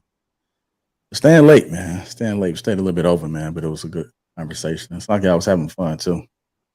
Shannon looked like he just can't wrap his hand around this one.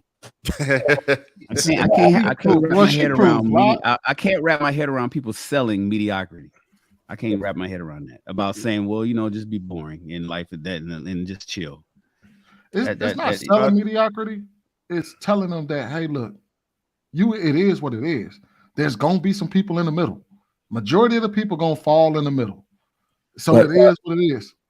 So don't let that be you. I get what Sweeney is saying, that he enjoys the moment and he doesn't need the exterior to be able to do it. On the flip side, we only got one life. And so an experience is like one of those very few things that we have that we can really appreciate and take away. So why not do it with somebody? You know, why, if you don't have the means, then try to figure out a way to get the means. Try to put together a plan to put in place to say, hey, we want to experience more. Yeah, because the other way, you know what I hear when I hear saying, well, fuck it, we can't afford it, so just like what we got. Let's appreciate what we got. And I'm not saying don't appreciate. You can appreciate what you got and still hustle to do and experience more. And I'm not even talking about just vacationing. It seems like we got this down to just traveling the world.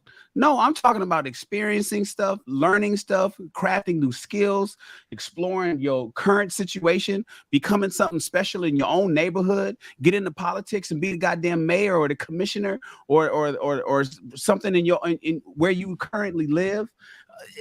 Build a fucking neighborhood watch. Create an ADU in your backyard if you got a whole lot of land. Do something else than just be mediocre. And that's all I'm saying. Because when it seems like what Ricky has said earlier, when he said, well, what happens when there's nothing else to learn?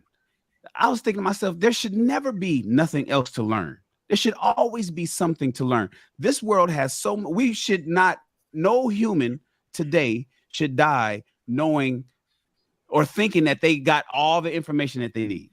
You should always be yearning and clamoring and wanting to know more knowledge and wanting to learn and gather information and learn and become better than you were yesterday. And for men, particularly because I'm a male advocate, men should be wanting to learn something every 24 hours, something new. You have to. You're going to be left behind. And what people don't understand is it's about to be a crazy separation. Children are going to either be really, really good or really, really bad off because the middle class is about to be out of here. Any rational economist will tell you the middle class is slowly going away. And it's by design, but that's another situation. So you have to make a choice. Do you want to have like you just said, have or have not? There's no choice in the matter. There's no in between. You're going to have to pick one of those sides, and that's it. So you can either excel and try to be great and do as much as you can and expose yourself to as many things as possible, expose your children to as many things as possible, or you're just going to suck at life and your life going to suck. But is that much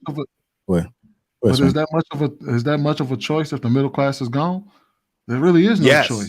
Either you got it or you don't. Most people can't have it. Don't just make sure it ain't you.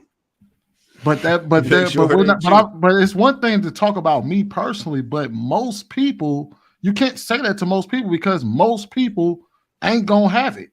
It's gonna be 10% have it all and 90% ain't got shit.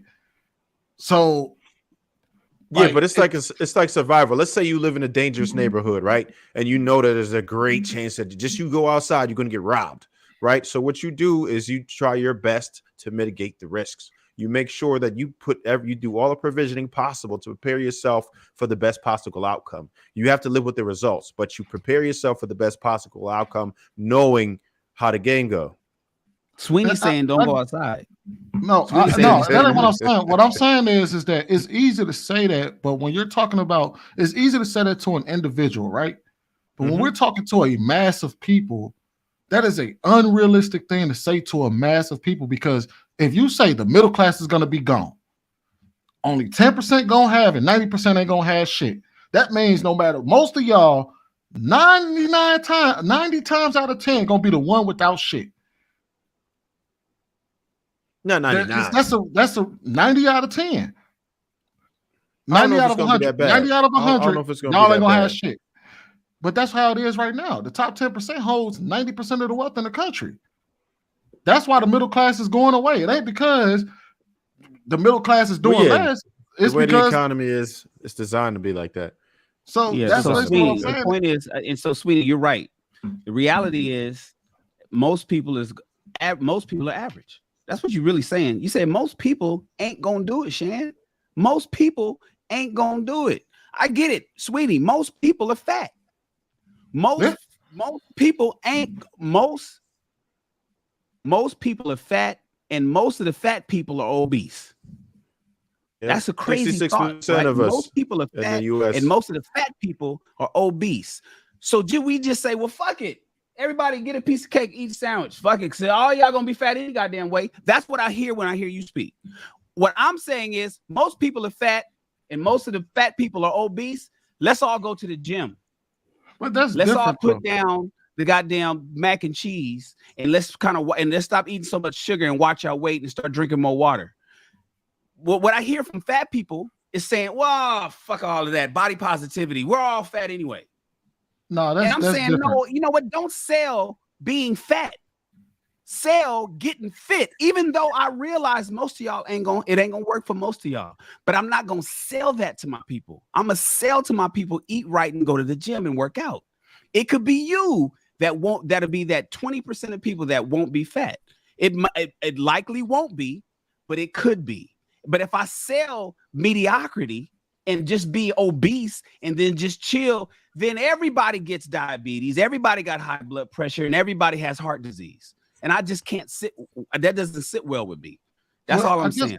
I just want to say this right quick, and then this is similar to what Shan was saying. Remember I told you I was at Costco earlier with my daughter, and she picked up a 2-pack of juice. It was like 2-pack of juice. I said, because I don't really drink juice. I drink water. I don't like all that. It's too much sugar.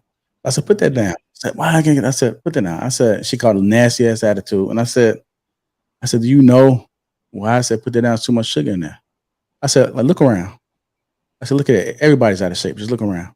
And I didn't see one person. We seen at least about 30 people from walking a couple hours and just out in the open where the meats and seafood was and all that stuff. Everybody was overweight. Every one of them. Everybody. There was not one fit person that was out of the 20 or 30 people we seen within that 30 seconds. Everybody was overweight. We walked around the corners and I said, you see, I don't want to see. I said, you want to know why? I don't want to know why. And I said, because we keep passing those same eating habits down. I said, you can't, it's too much sugar. It's too much sugar. We seen the kids were in shape, but the parents wasn't. And if you keep drinking all this juice and thinking it's okay, if I don't say nothing about it, then you're going to wind up being an adult just like that. It's not a guarantee, but if you keep thinking it's okay to not cut that out, I'm okay with you getting, I'm not saying getting a bottle of water, putting a little squeezy thing is it any better, right? Because I don't know what they got in those little squeezy things, but it's better than picking up the whole 2-pack of sugary juice you're trying to pour in a cup. Sure. I guess what I'm saying, because Shannon, what you're saying is different. That's different. When you talk about somebody being overweight, everybody has the capability in real life to not be fat. That's a very real thing. Everybody can go out and walk and eat less than they actually and eat less calories than they consume. What I'm saying, everybody don't have the ability to everybody don't have the ability. No, everybody don't have the ability to go on 6 trips a year. Everybody don't have the ability to make $150,000 a year. Everybody don't have some people are just broker drones, and you're supposed to be able to be happy being a drone. When a bee is a drone, he's happy being a drone.